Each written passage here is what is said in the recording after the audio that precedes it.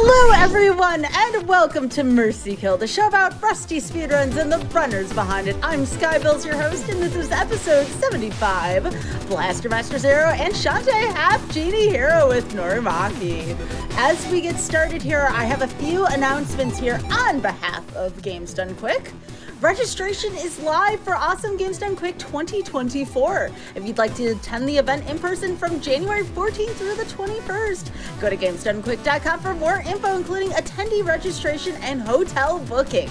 Be sure to check out the schedule at GamesDoneQuick.com/schedule and let us know what you're looking forward to the most. And speaking of events, right after we have Frame Fatales with its next event, Frost Fatale, coming up March 3rd through the 10th of next year.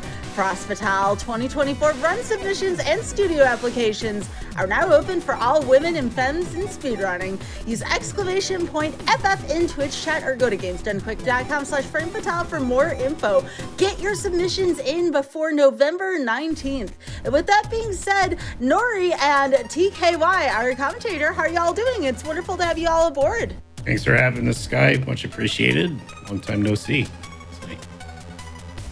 Absolutely. So Nori, it has been a while since you've been on here. So I believe you've been on for Shantae before, but Shantae has a lot of games. I've learned a lot of games. Yeah. And you'll see.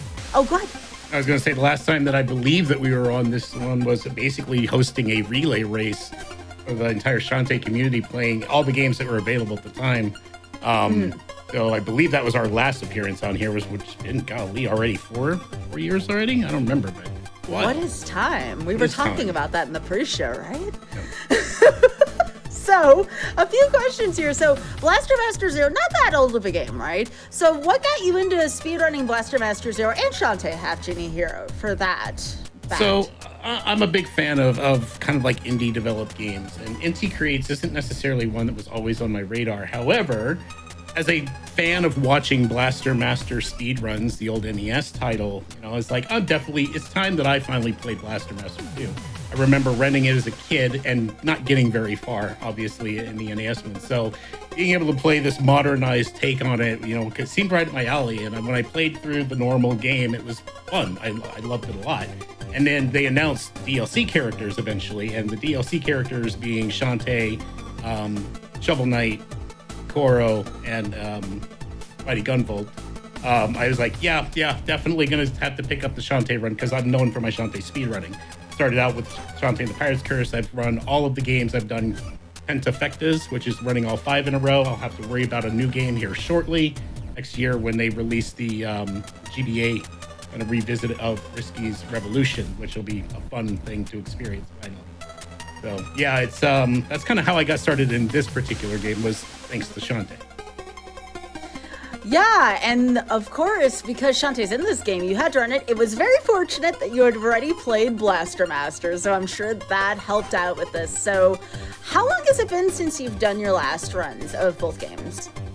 So this game, I believe my last run was when I was in big time world record grind like 4 years ago. And I did manage to snag it in this category for about a week and a half. And then Scavenger came back and bopped me in return. And then, other runners have come along obviously since then and further improved those times down. So it's been, I'd say this one about 4 years. And then Half-Genie Hero, I believe, is closer to about 2 years for the no warp through the danger category. It's been a while. I just wanted to grind sub-hour and barely managed to make that goal. I've done other categories in that game, but not the no warp through danger category, which is a more out of bounds nightmare. Well, not really a nightmare, but kind of a what is a wall kind of run. So it'll be great to try that out again. First time in a while. Oh, that's my favorite part about speedrunning, that walls just don't exist in most of these games. So before we get rolling into the run, do you have any backup strategies or anything if things don't go exactly as planned? I'd say this game is probably the scariest one, being Blaster Master, because of the fact that there's 2 stages, as I recall from the route, that we have to go without taking any saves. It's to save a lot of time because, after you beat the boss, you normally have to backtrack to an area to move forward. But we discovered that if you save at a specific location, you go through, not hit any save pads, do a save and a quit, and then reload the game, you keep your progress of everything you've done, but it takes you back to the last save point you touched. And chapter 3s, or actually area 3 and area 4, are the 2 big points. There are some other bosses that are going to be a roadblock for me too. Hard Shell. Hard Shell could be scary, and the final boss could be scary if I can't do that right. So those are what I'm afraid of. And then with Half-Genie Hero, there's safety saves, or like the saves are everywhere. It's just faster to do it on PC to save everywhere. So that's what we'll be doing. But there are some very scary parts, like the final boss is pretty painful, and some of the out of bounds can be a little tricky if I don't do it right. So those are like the big worry points I've got going into this. Well, I'm looking forward to seeing you run the game. So again, I want to remind everyone that the runner sets the estimates. The runner sets the estimates here. I have not put any pressure on the runners, so this is on you. Nuri, are you ready to go? I am. I'm choosing my Shantae. I'm getting to the start here. I will give a countdown, and we'll start a little bit early. Normally, I remember timing starting with when you get control of the tank for this game, but we'll make this easy, and we'll do it. Once I say single player is when we'll do the time start. So I'm ready whenever you guys are. On your count, go for it. All right, we'll get started in 3, 2, 1, go. Good luck, have fun. You. Now, Turkey's here to help me or laugh at me, one of the two, I'm not sure which. But Turkey, if you want, go ahead and feel free to introduce yourself, I guess, while I try to navigate this first screen. Yeah, fair enough. So yeah, hello everyone, I'm TKY619. I used to run both of these games as well in the past. I mean to come back to them myself as well. So just here just to back him up and just try and offer some insight into some of the runs and on how they used to go about it. And hopefully everything will go smooth today. And you know, you won't die at all, will you? You won't take a death. I'm guaranteeing I'm not going to die. Oh, golden. I think death is on the. I think death is very much on the card. Hopefully, we can still beat it in estimate here. Yeah, very true. So fortunately with Blaster Master, there are a number of safe pads that you do generally hit throughout the course of the run. So hopefully it won't be too bad. But we're starting off here just a little bit in. There's 2 particular segments to Blaster Master speedrunning. One is the more traditional side scrolling where you use the tank to advance forward. And you can get out of the tank, as you can see here with Shantae. And other than that, we have the overhead view, more like akin to a Zelda game. Which will be coming up soon. In this particular run, we're going to be basically doing it with Shantae. It eliminates the original character as well as all the story, and we do get a few abilities that are more known to Shantae fans. So she has a couple of transformations, the elephant being one of the biggest main mobility ones when it comes to character segments. She also has 3 magical abilities, Fireball, Storm Pop, and Scimitar. Fireball is not very useful. However, both Storm Pop and Scimitar against bosses, yeah, Shantae's a little bit overpowered for all but about one of the bosses in the entire run. Oh god, I forgot that boss being a thing. Oh dear. Yeah, we'll touch up on that one a little later, I'm sure. Oh goodness. So first section is pretty much straightforward. Just advance forward, try not to take too much damage as you go on, as you advance on. So first up is going to be a Mother Brain taking a demotion from Super Metroid after her fail to Samus. So the idea of a number of the boss fights is he's going to get in there, he's going to throw out 3 Storm Puffs, switch into Scimitar, trigger Scimitar off, and he's just going to go to town in them here with assaults. And hopefully Mother Brain will go down really fast. Oh my god, I forgot the mashing rhythm to get the fast. There it is. Whew. You can't just mash. Takes a little getting used to getting that ribbon. Right. Well, we didn't die to the first boss. This is a good start. I'm liking this. Let's go. Right. So we get rewarded with Hyper Shot. Hyper Shot is a level grade up for the tank's main cannon. There are certain enemies that cannot be destroyed until you have higher upgraded weaponry. One being the face wall that we're going to be approaching to actually be able to access Area 2. We also will be picking up the level 3 ability for that cannon, the Crusher, when we get into the next area. Although Shantae is programmed a little different compared to the main character, as well as she's programmed similar to the ES characters as well, where actual hair upgrade, hair assault is actually has similar properties to the level 3 Crusher Shot. So she's going to be able to take a nice little bit of a shortcut in this next area. Right. Hope you look for a bit of a flush drop here. Nope. Definitely not. Well, smooth as butter. Like a glove? Like a glove. My God. Right, moving on to area 2. Missing all the snipes. Let's go. Sniping's overrated. Right, so as mentioned, Shantae has the advantage of having a hair property being at the same standpoint as level 3 Crusher Shot. So these bricks he's breaking now, he shouldn't actually be able to take through without that level 3 Crusher. But because with the X characters, we can. So we could kind of take a nice little shortcut route to progress forward. But as mentioned, we are still going to pick up Crusher Shot. That will be useful just for overall damage output. Saves jumping in and out of the tank for a number of other parts. But there is one particular part much later on in the run where, unfortunately, Shantae's abilities won't allow us to fully progress to this section without actually having the Crusher Shot. So we still have to go out of our way to pick that up.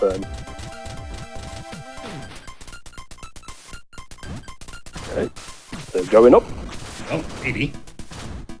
I forgot how slippery these controls can be. Oh my goodness. Yeah, the tank, especially for the original Blastmaster Zero, it's a little bit floaty compared to Zeros 2 and 3. But to be fair, this one was made more as a remake of Blaster Master from the NES days, and due to its success, I believe that's why they decided to turn it into a trilogy and bring out Zero 2 and Zero 3. Oh goodness. Very floaty. Right, good. That's like, give yourself a minute or two and you'll get there. That means I can trust longer jumps, though. I'm thinking it's like I just got to get back into the flow of what it felt like to do. Oh, that was bad timing. Let's go. There we go. All right. Nicely done. So advance over, going to the left, we get our next character section. Most of this is going to be kind of going through the timing base. The floor is going to start rising into purple slime, and idea is to try and get through it at least at a quick enough succession so he doesn't take too much damage as he goes forward through this. Elephant is going to be very useful for this part. So I believe depending on how safe Nori wants to take this, he may take some intentional damage going through some of the slime segments because it is just overall faster. But that depends. Going low down here to get some magic first. No, okay. Not yet. Probably gonna take a different approach to what I think.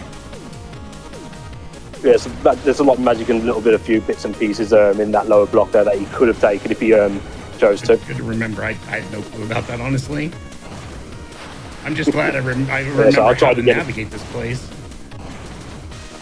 Yep, now you go in the right direction. I believe you're pretty much going across and then up and top next, I believe. So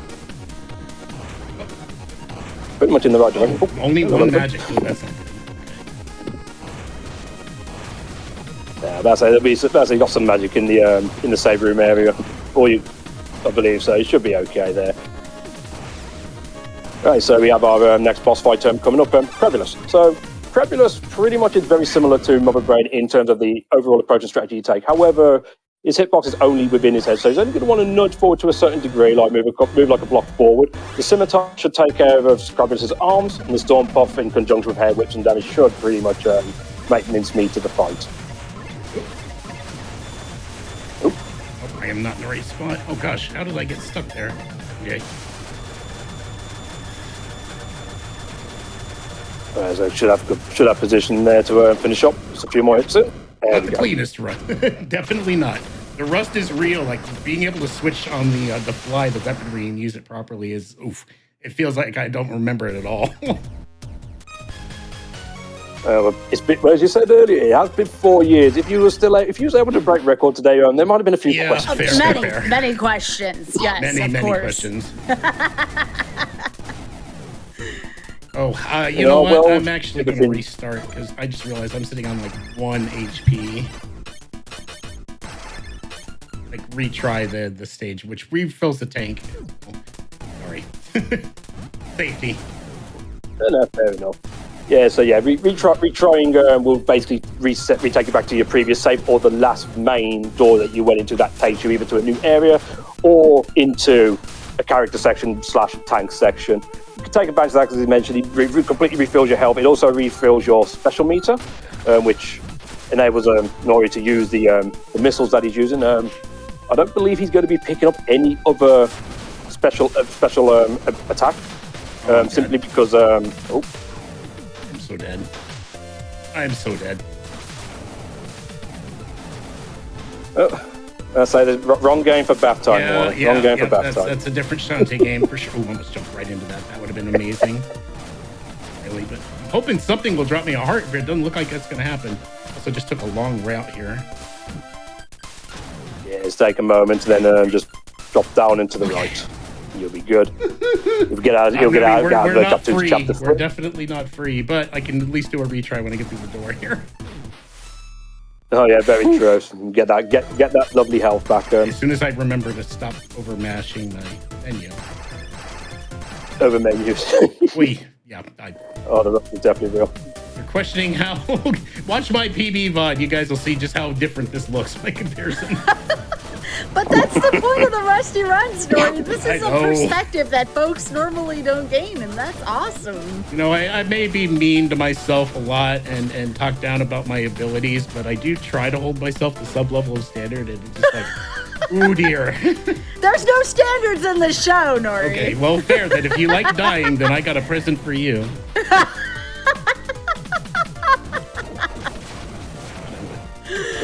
Oh, goodness.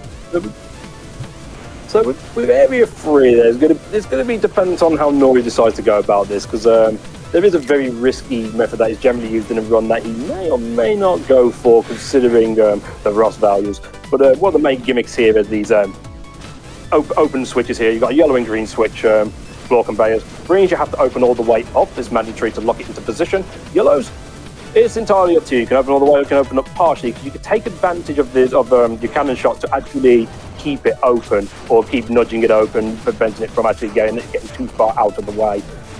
But that comes down to rather discretion as to how much you realistically go for. And yeah, this room is very, very dangerous, even for even if you're in practice, this room is deadly. Yeah, it's one of them. One mistake and things can just go a little off the rails, for certain. I don't have my tap jump like I used to. Yeah, I remember it being a little bit awkward when it comes to like doing tap jumping. You just put that little bit extra appliance, and it can be a little bit awkward in certain areas. Oh, got away with that one. To me, it looked like you got nudged. I didn't. It just when the green platform stopped moving, it just launched me. I do like the yellow. I do like the yellow things, and because of the fact that you can actually kind of like fight against them to keep them from smashing you, which is a nice touch. Yeah, it also have a nice advantage where one switch activates all within that room, so it doesn't have to keep going to certain different ones to actually force each individual one open. Just anyone will have to do it. Snipe on the B, evil B. Alright, so we're going to be coming up to a boss momentarily. Probably one of the more RNG bosses within the run.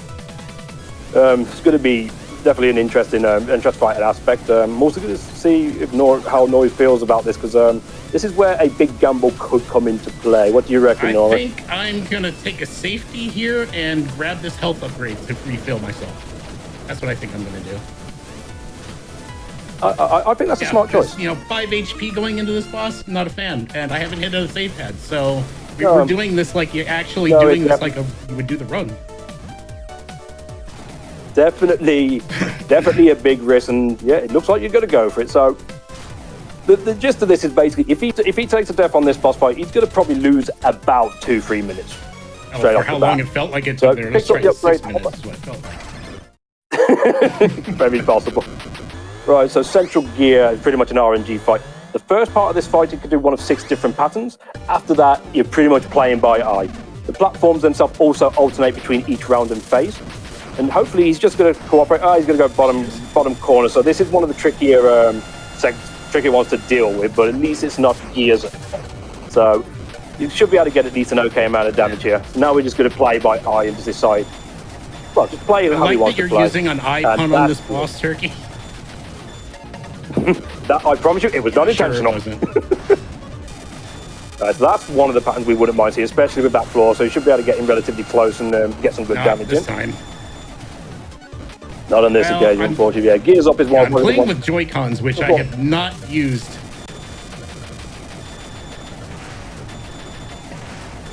Right here? Okay. Oh, there you go. That was not good. Nice. Not good at all. Yeah, so, I mean, your gears up probably the worst attack you get because you can't really score any major damage with that one.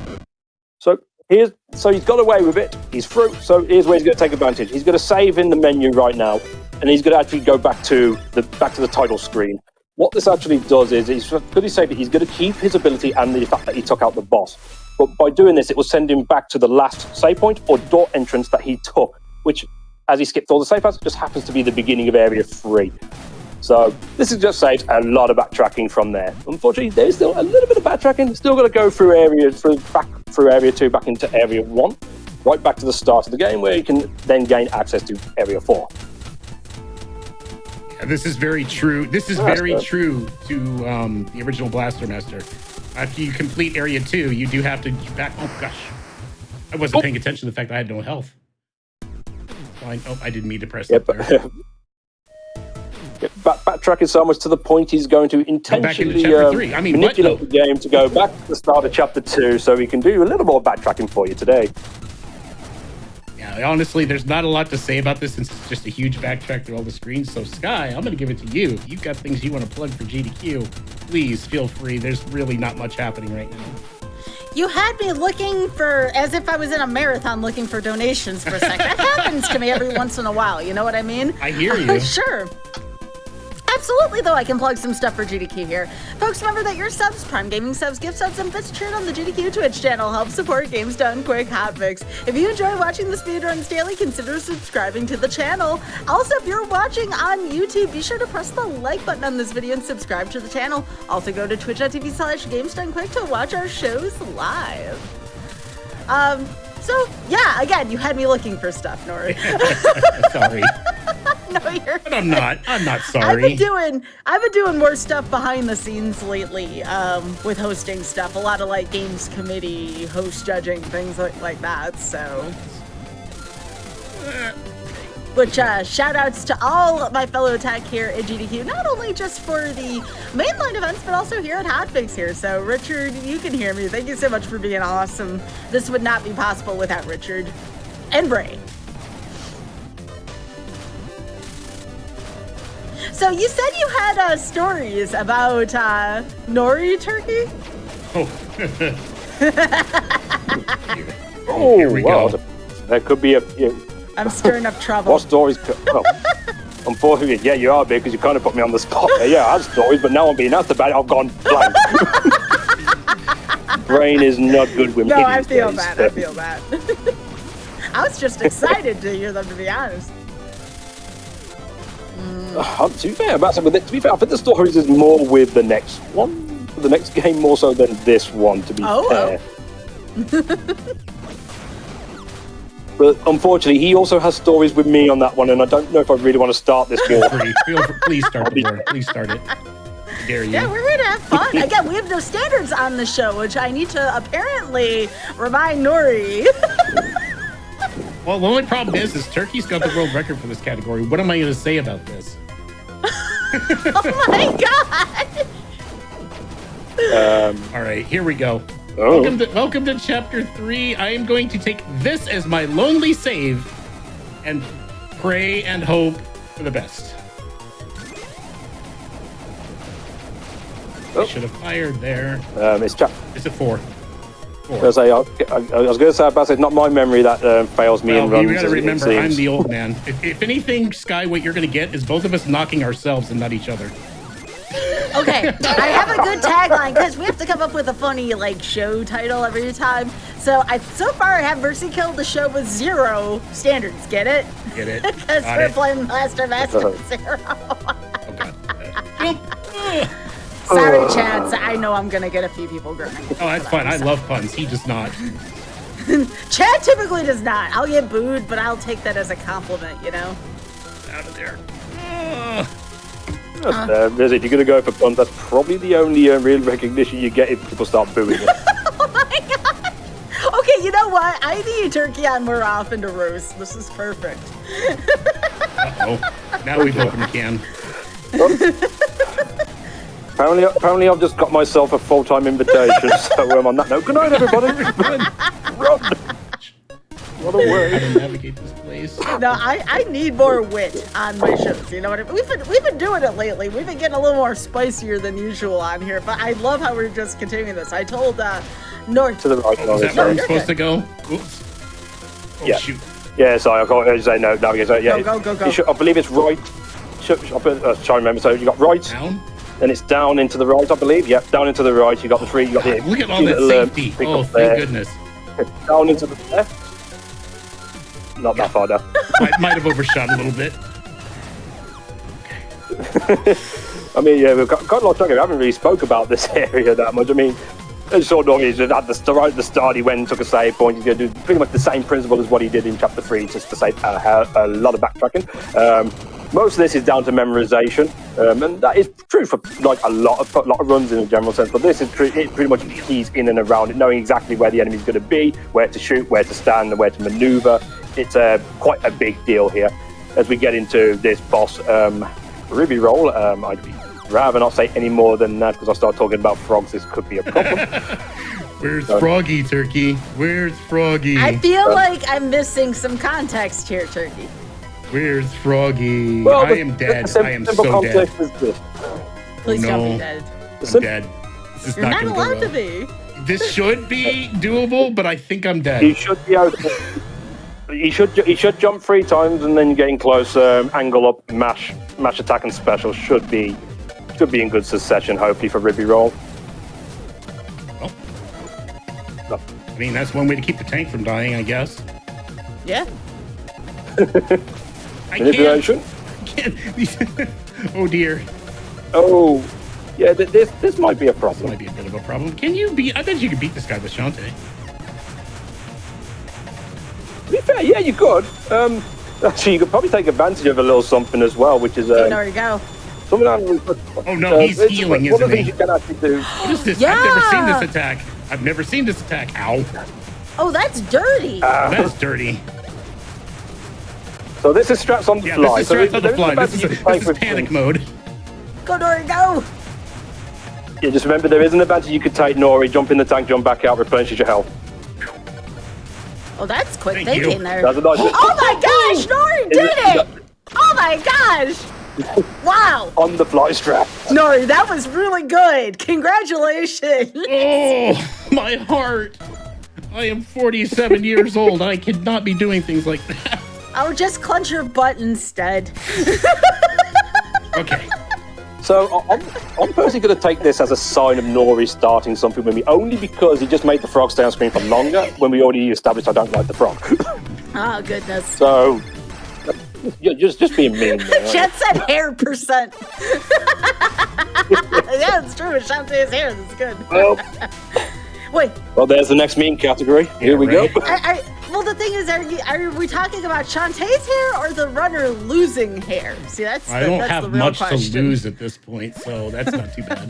Oh, geez, I need to retry. Yes, I just realized I had like nothing. Retry. We have to make it across Yeah. this water in one go, so. Yeah, so the retry is actually a part of the route in general, because he's going to go slightly out of his way here to pick up Shantae's specific upgrade, which is the Brainy Dance in the form of Squidbone, which basically allows him to transform into the opening boss of this run, Mother Brain. Takes a little bit of time to go out your way for, however, the next character section he actually enters, he's going to actually save that time and then some. It also becomes very useful in a number of fights. So he's going to start making his way down in the water section. I will remind him it's best to get out the tanks. The tank is very slow underwater. Oh, that's right. You just You swim. just go with You just Shantae. swim here, don't you? Yeah. Oh, it is. Wow, Yes, you that do. is so much Shantae faster. is just faster to swim. Wow, feel that speed. Let's go. Sorry, Turkey. I'm always behind Gotta save you. every so frame it's we like, can. wait, this is not where I'm supposed no, to to be. the left. No, you want to be left and further down. You're aiming for a I face was wall. waiting for something else and it wasn't there. That's okay. I'm always behind you, so of Direction. course I'm used to being slower. Hey, Oh, can't roast yourself. That's that Donald. enemy looks terrifying. Face walls? Yeah. It's a wall with a mouth. Yeah, That's scary looking. Just stay low and don't let it Too bite you. much. and then you're pretty much okay. So the rest of this chapter is pretty much he's just going to be swimming to where he needs to be. I didn't need to hit that safe and pad, also, did I? I remembered that. Right? No. That safe pad was ignored for now. That little swoop down though was a nice little thing. Actually, that little guy that he took out on the way, that swooping down and coming back up actually manipulates the guy to lower himself. So when he fires his inevitable bullet, it actually fires it into the ground. So that saves him getting attacked, basically. Which always remember nice. Some minor strats of this, apparently. Either that or you just got might have lucky. just gotten lucky. Oh, we'll take it. I mean, speedruns have RNG. Luck is just part of the game. Other than that, just a nice little casual swim. Just dodge everything, really. A couple of Metroids here, they can just sort of jump in your way a little bit Yeah, here I'm and going there. to give them a nice wide berth. Don't mind. Yeah, one of the main parts of this area is he does want to try and keep as much of his health as possible. Because when he gets to this area's boss, it's probably one of the more dangerous strats in terms of getting a quick kill on a the scariest one here for sure. Oh, yes, this little swim. I'm bad at this. You're going to try to do it with Joy-Cons. Have fun. This is the first for me. I've never used Joy-Cons for this run, but my 8BitDo SN30s are not charged, and I tried the 8BitDo Ultimate, and that was a disaster. So I said nope, and decided to opt for Joy-Cons for this run. So I'm also using a controller. I'm not. Oh, nice respawn game. Thanks. Using a controller I'm not used to using for this run. That's great. Close up. Down. Joy-Cons are fine.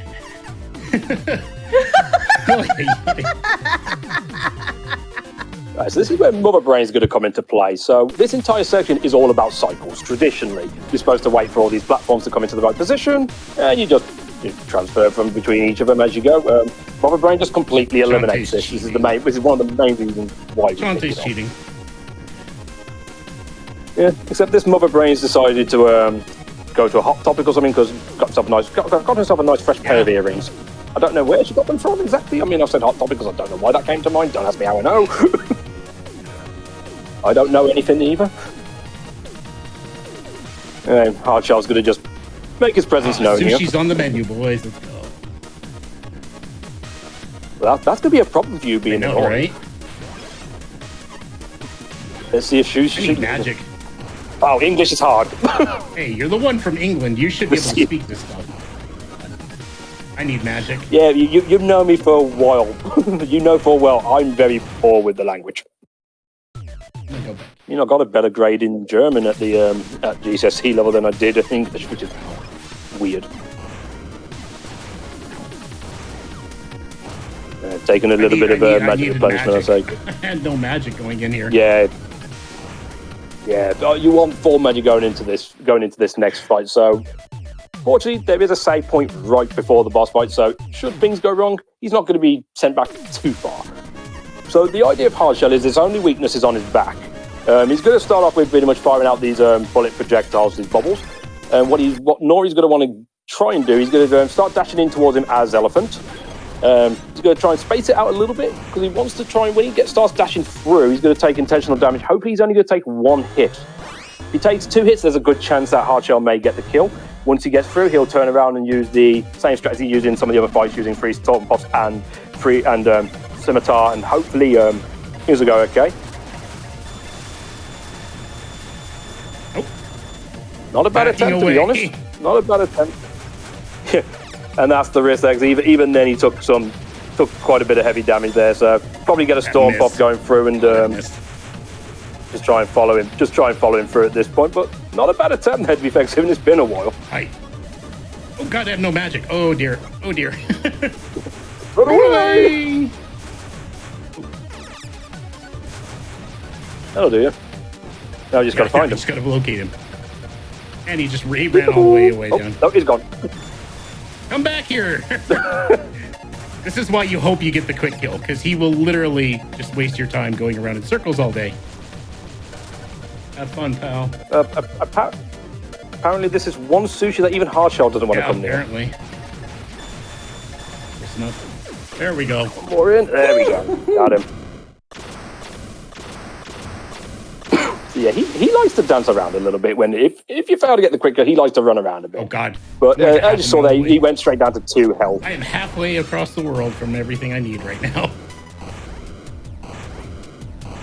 But you're still in the running. So this is where we get dive gear. So this is for the tank specifically. So the tank can now travel underwater properly.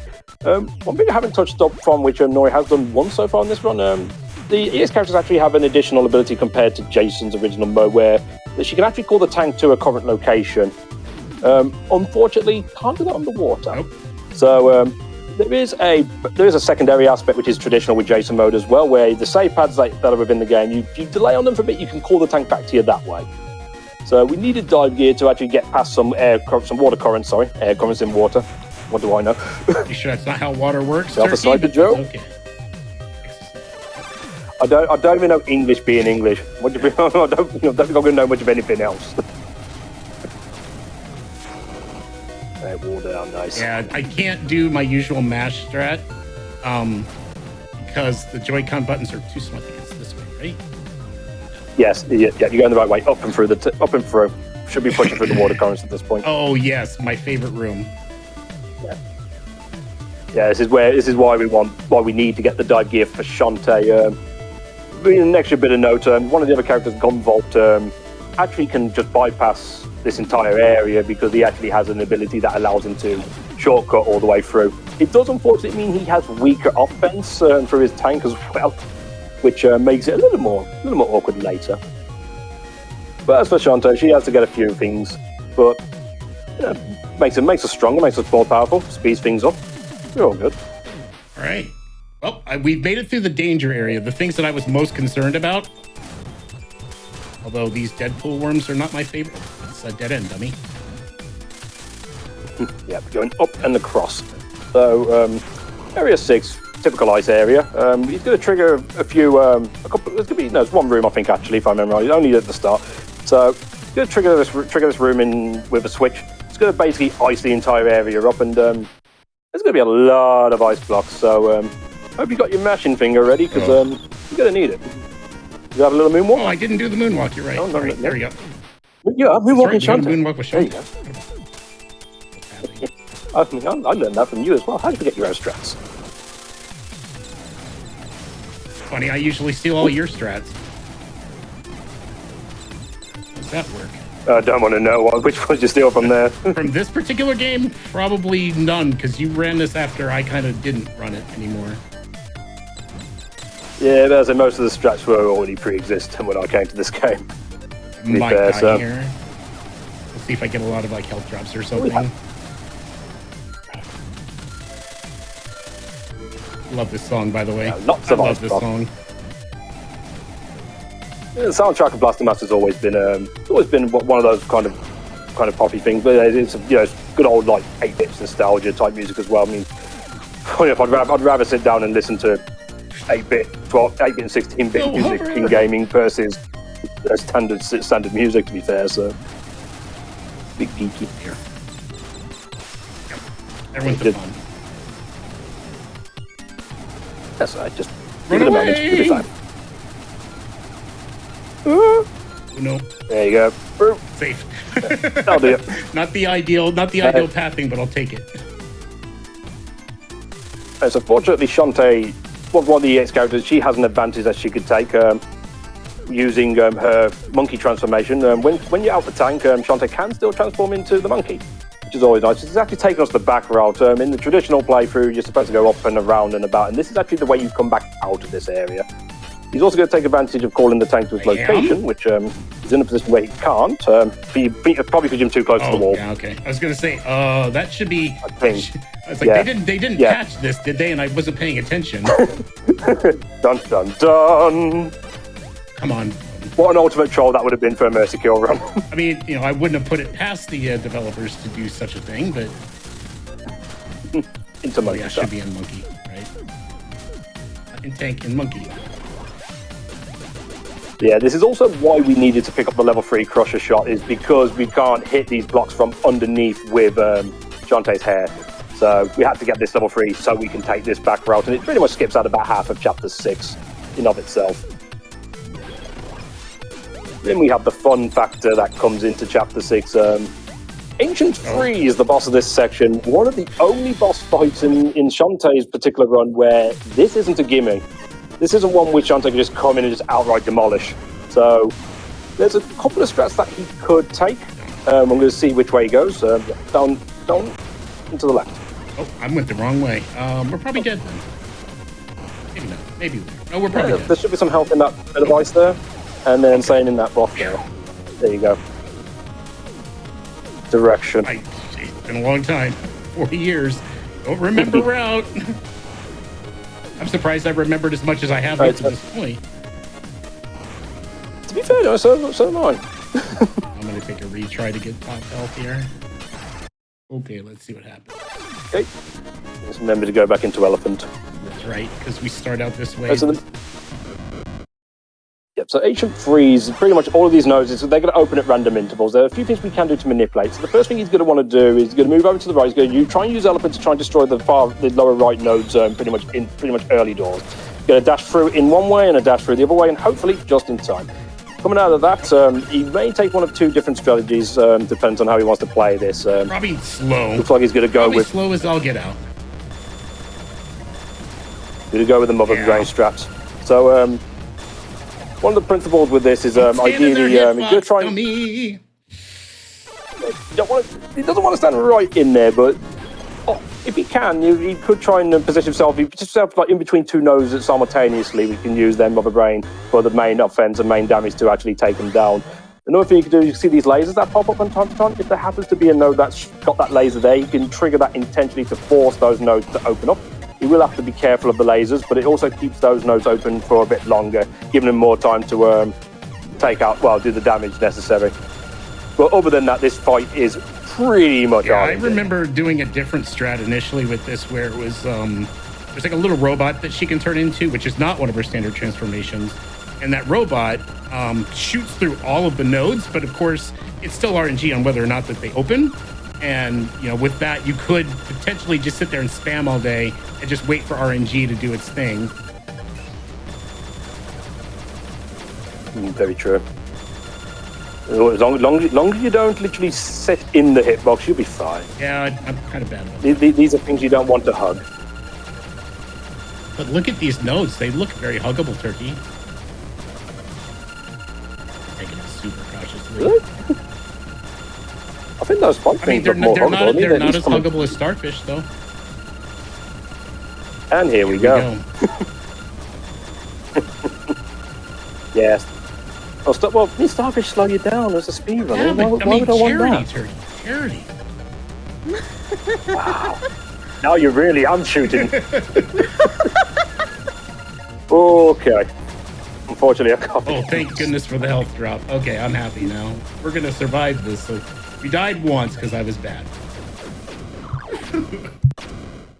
Hey, what once is better than true. Hey. True. That's right.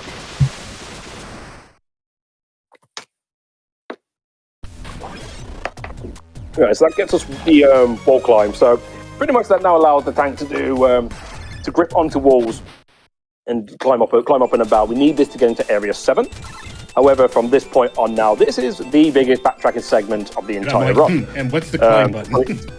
Hello? Okay. What is going on? Just keep a hold of it. I believe you just keep a hold of it. You just go around the edge. Yes. Then aim down, take out the block, and you should be good. Oh.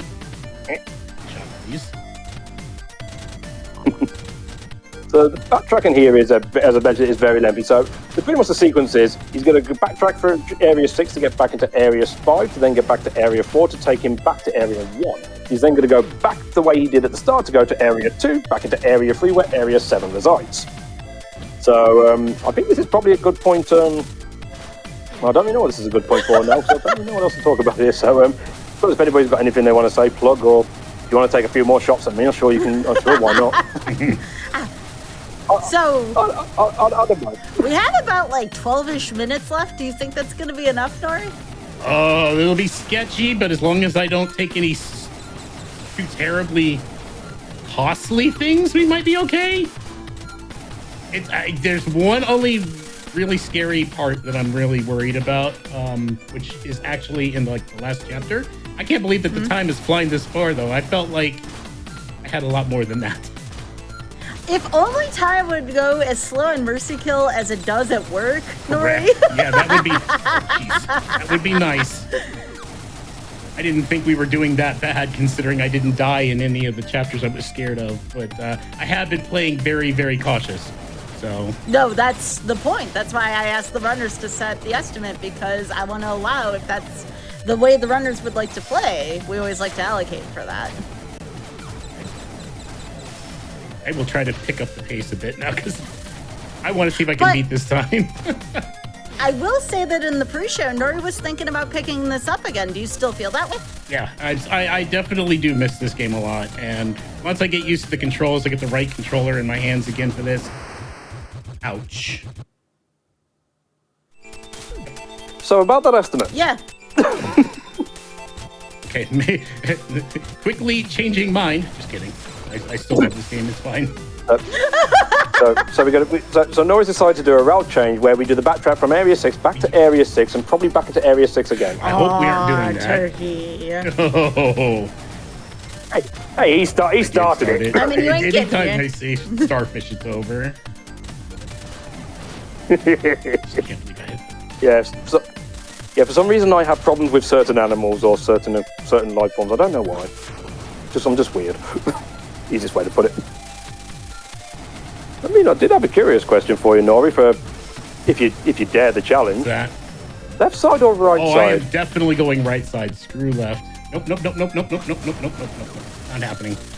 Oh, come on. I think left side would be a bit more It would interesting. be interesting for everyone watching. Exactly. And I'm pretty sure there's more people watching than more people playing the game right now, so I think you're outvoted. The person holding the Joy-Cons, I think, gets to make that decision. Yeah, I mean, I can try.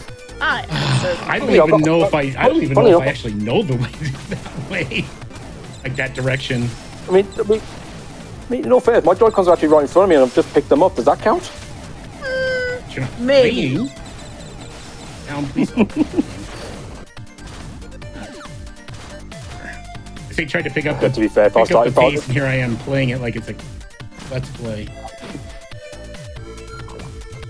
You're all right, but Area 6 is quite a dangerous area. It is one of the. It is from start to finish. It is one of them areas where one thing goes down, anything, the rest of it can easily drop with it, and it's quite a dangerous section to progress through. We're making it through at least. As I probably say, if there's any more plugs you want to go through with Skyball, I think it's probably a good point to put a couple more in. Sure. That way, too, when we take our wellness break / change games, we'll make sure we're covered here. I do want to remind folks again, if you missed out on any of our Hotfix shows, be sure to check out the VODs on youtube.com/GamesDoneQuick. And Frame Fatale has its next event, Frost Fatale, coming up March 3rd through the 10th of next year. Frost Fatale 2024 run submissions and studio applications are now open for all women and femmes in speedrunning. Use !FF in Twitch chat or go to GamesDoneQuick.com/Frame Fatale for more information. Get your submissions in before November 19th. Very important date coming up. I feel like I was supposed to do this initially anyway, than the way I was trying to go. Wasn't that Yeah, when you you was, abandoned the tank for Shantae the first time? I'm sorry? That gap that you just swam up through. I remember you getting out of the tank and having just Shantae swim through that when you were going down. Yep. Yeah, that was simply because at that point he didn't have the dive gear and the tank would have just been ridiculously slow. Oh, yeah.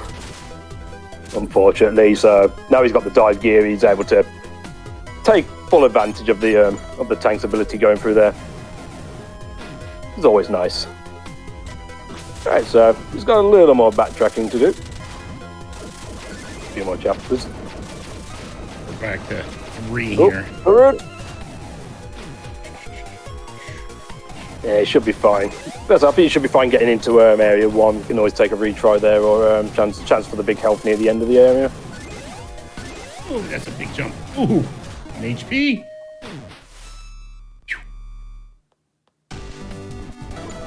Oh, this music. The remix of this song was absolutely amazing. All right, save for now. Save that. Go these.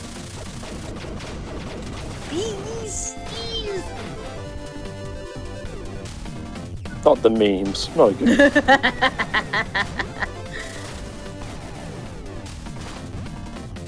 Although it'd be interesting to have that guy here for commentary one day. Imagine what he'd bring to the table. Alright, so pretty much right at the back of the start of the run. You know what, Nori? Just do the run again. Yeah, we'll just start from we're back at the start. Start from the beginning. Yeah, I think we'll definitely restart the timer. Let's go. I don't think that's how that works, but nice try it this way. Unfortunately. There you go. There's the health. Yeah, nice position, big health there before we can progress forward. Hey, we Fortunately, did it. Area 2, we're pretty much there now. So Area 2 is just pretty much just take the bottom route all the way across, really. And it doesn't have to go that far into Area 3 to make it into Area 7. And Area 7, we go Metal Gear Shantae on this game. Oh, the stealth section. Oh, no. At least it's not the stealth section from Pirate's Curse. Honestly, I would take that over this one. Really? Well, okay, not in the speedrun sense. I mean, I'm doing a lot of Pirate's Curse as of late, but I am more comfortable with doing that stealth section than I am this one, that's for sure. 5 minutes left. I don't think we're making it, Turkey. Or at least I'm not. I think there might be more than 5 minutes worth to go at this point. I don't think this one's gonna survive. I don't like my chances, at least. We'll just pretend Skeleton Boss is the final boss, and we'll just. Skeleton Boss is like the easiest thing in the game, as far as I'm concerned. He is one of the easier ones. I mean, there's a number of bosses where you can take advantage of how they propagate the offense in the game. So generally, let's say you can only have like 3 bullets on the screen at any given time, and whenever you use a special ability, you can only have that ability on the screen at once. For most abilities, or in this case, for the missiles, you have to wait till the missiles are depleted or exit the screen before you can re-trigger them. But fortunately, if you can get right up close and personal with the enemy or with the boss, pretty much you can go as fast as you can mash. That's usually one of the advantages you get to take with it. Oh! Oh gosh, I'm on 1 HP again. Oh my goodness. When did that happen? Goodness. Oh no. Here. Hey, guess what I'm doing here? Right. Getting health? Retrying. Yep. Oh dear. All right. Plugging in. So, straight into Shantae to just free falls a bit quicker, smaller hitbox. Plus, we've got to go into this section and crawl through. Accidentally untransformed. Yeah, unfortunately there, Monkey Bear. We can crawl through there quicker. Get the tank back to its location, taking advantage of the character's aspect as we go through and find these enemies that suffer from Metal Gear Solid 1 cone vision. Luckily, that's advantageous to us, so they shouldn't be able to see us very often. So they're one of the 2 main stealth elements in the tank section of this area. You have one of these turrets on the searchlight turrets on the ceiling, which is going to intentionally trigger and hopefully aim up and destroy. Which I did not. Got a little way for it. What happens if you get caught, Turkey?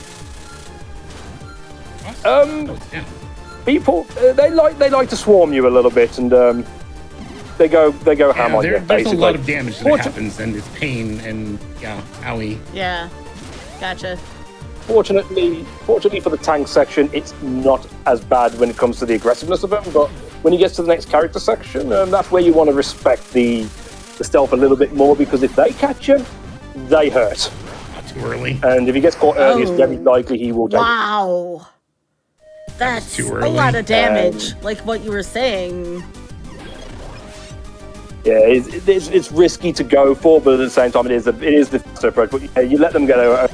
Fortunately, it's one of those things that can just happen. Well, Now- if I was in practice, I could time my missile shots where all of the ones that it spawns would just die. But yeah, obviously rust.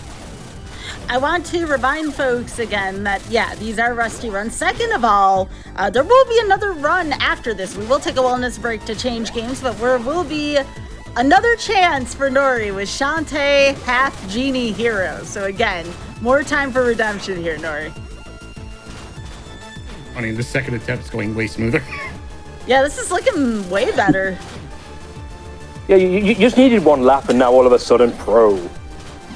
That's how speedrunning works, Yeah, right? something like that. Sure, yeah. again. Gosh. Out the tank at the Shantae would be recommended if it comes to it. Just at least to Wow, that's a brutal section. I think this is where it all falls apart. Hey, you made it to Area 7, Nori. That's We were still a close. really good attempt. Yeah, exactly. Yeah, to be fair, it's very common across the whole board with any game in speedrunning. When you get rusty, you're trying to remember what you used to do, and then you go for what you used to do, then it goes wrong, and then your brain just goes, Oh, yeah, that's then the fun part about the show, though, is seeing that process. Mm-hmm. But yeah, I didn't realize how brutal the ending parts of this game are. My Yeah, goodness. this segment alone is probably the most notorious, I think, from anybody's perspective, whether it be casual or otherwise. Like, it's not fun, and if things go awry, you're just basically taking a death, and that's the end of the run. Reset, most likely, or take the time loss and then hope for the best. Okay, that time I got that side. Yeah, It almost so doesn't. that's... You're supposed to take out both of them before you land there? Is that the idea? Like, one of them certainly helps, but the rest you just kind of have to deal with, and I've forgotten how to deal with the second one.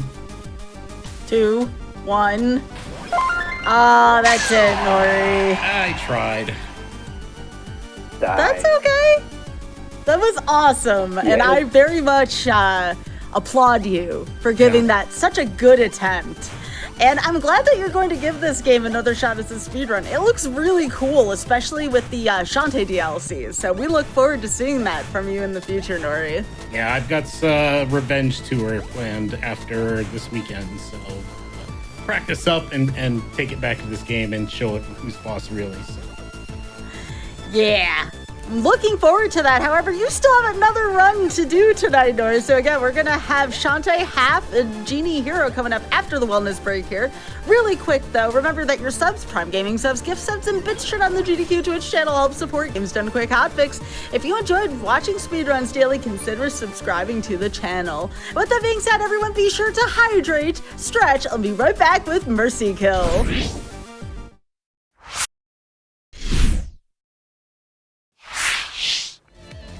Welcome back to Mercy Kill. I am joined here by Nori, and this is Shantae Half-Genie Hero. We're doing Shantae mode here, and I just learned about what Shantae mode means. But Nori, if you want to talk about the category real quick before we get started, go ahead. Yeah, so welcome back, everyone. I hope you guys had a good stretch, hydration, all that. So Shantae Half-Genie Hero, this is the Shantae category, which is just the plain, normal game, things like that. But if anyone's familiar with this game, you'll notice that this is the 1.0 version. This is the untouched, mostly patched, basically version of the game. And this category is used for what we call no warp through the danger, or no WTTD. This allows me to do some clips that have been patched out in future ones. So it's kind of an older category. If you have the Ultimate Edition, sorry, you can't do this category because it's at like a 1.03 plus on that particular one. So that's it in a nutshell. We're going to basically clip through walls and try to get through this as quickly as possible and see how it goes. And yeah, I don't think this has been on since, we haven't had this game since the relay. And prior to that, Skateman obviously did do a run of this in, I want to say 2017 SGDQ, and I couched for that one. So that was fun. At any rate, you guys are ready, yes? On your account, looking forward to this. All right, we'll get started in 3, 2, 1, go. I feel like I should be asking you how many licks to the center of a Tootsie Pop after that countdown. The rolling of the R's doing it for you. A 1, a 2, a 3. A 1, a 2, a 3. That was really good, actually. All right, not a lot to say here. Shantae's woken up in the middle of the night by a weird whisper. We don't even have the ability to hair whip at this point, so we're going to investigate, but I'm just going to chase some fireflies away. That's pretty much it for the start of it. As we go, surely, considering you mentioned me and my starfish and my cruelty on that, surely you're going to let the bat live. Let right? the bat live? Oh, maybe. I don't know. Let's see. I mean, Not this it's one. It's just going to look bad Never on you. that one. That bat, it costs too much time to let that bat live. I'll save all the others, okay? They're all safe. You happy? Oh, since It's a start. this is the beginning, by the way, Nori, do you want to let folks know about your stream and where they can find you and what projects you might have planned? Oh, yeah, sure. So, again, hello, I'm Norimaki SR. The SR stands for whatever you can come up with is a weird way of not having to be SR. Don't ask. It's a channel meme. I mainly am known, obviously, for my work in the Shantae series. It's where I did the vast majority of... I don't remember where to go. Bathhouse. Thank you. Oh, that's right. Gotta not... Yeah, Bathhouse lady, then into the shop. Thank you. So yeah, I'm known mainly for Shantae and like any of the Shantae games, more or less. I'm very rusty at some of them and less rusty at others. Lately, I've been working on a game called Indivisible, which actually I will be back here on GDQ on Saturday for Tina's RPG show, I guess, to showcase that game. So look forward to that on this coming Saturday. I've been grinding out some big PBs in that one lately, so that's been kind of nice to do, but looking forward to getting back to, obviously, as Sky put there earlier, back into the Blaster Master Zero game, because I've kind of missed that one. It was a lot of fun to touch it again. So obviously my Twitch name is the same as what's on display, so feel free to come by. I don't stream very often. I can only stream on weekends, usually for about 4 hours is the max, so I don't get to do much, but I try to make the most of the time that I have. Nope. Right, so starting off this run, just a little touch on where no WTTD actually came from. So we ended up early doors finding a little exploit where it's kind of like you're kind of saving over and deleting quickly from a previous file, which then kind of keeps the flags in position, so you could use warp dance to bypass a lot of areas, which became known as walk through the danger, WTTD. Not the most fun category, so we decided to have a category where that trick was not permissible. Hence where no WTTD comes from, so we can still get to have some of the out-of-bounds fun without having to just go, nah, I don't want to do this section, and just bypass it. So we start going through Burning Town, mostly straightforward, just going right and just progress forward, trying to get all these gem pots as we go. He wants to aim to get to the boss at hopefully around 118. That'll guarantee him to get to 130 before his first shot. That'll set him up for the next area. Other than that, just... be careful, Nori. You know the dangers of the opening area. If somebody had come along and said, "Hey, we'll give you $5 for every one of those that you hug to charity," I might have done it. I guess we'll never know. We'll never know. But I'm just saying, unlike some people I know. Oops, I need to look that a couple more times, and I still am bad at jumping. Let's go. Cyber, good stuff. Love you, turkey. I'm sure you do, making me look like the worst person on the globe, right? Did I say any official names when I said that? I don't think so. Oh yeah. Turkey didn't think this through. Oh, admission is fine. Yeah, I'm sure. Okay, so pretty much just going with cycle base as we go through this section. Open just a little bit of cycle there. Again, most of this is pretty much self-explanatory. This is just progressing forward. Oh, wow, I missed the jump. Get a few bits and pieces as we go. Hopefully, doesn't take too much damage, because he's going to want all the health he needs for the opening boss. Yeah, super scary for some people. So certainly one of the most dangerous and skillful fights in the entire run. And I'm going to try and pass that off for as long as I humanly can. Please. Got some extra gems to the left here, which is usually recommended. You can take a gamble and maybe get away with it, but it's not highly recommended. So he's pretty much where he needs to be, and that will pretty much guarantee his next shot. Oh, I forgot to pull up my freaking shopping route notes, so I hope you've got it remembered, because I don't. Oh, well, don't worry, I remember it. You're safe. Right, so here we come to the opening boss. So this boss full name is part of the organic, partially titanic ocean optimal tinker slug, or Poop Toot for short. Poop Toot for short. So the gist of this fight is you need to hit the bell, which will trigger off this barrel. Smack the barrel straight into the Tinker Slug and start dealing damage. So after this, he's pretty much going to be on a waiting game to wait for the rotation to reset back into position. Once it does, he can hit the bell again, and he can rinse and repeat until Tinker Slug decides to go down. Do not hit that barrel to the left. That's all I'm going to say. Don't do it.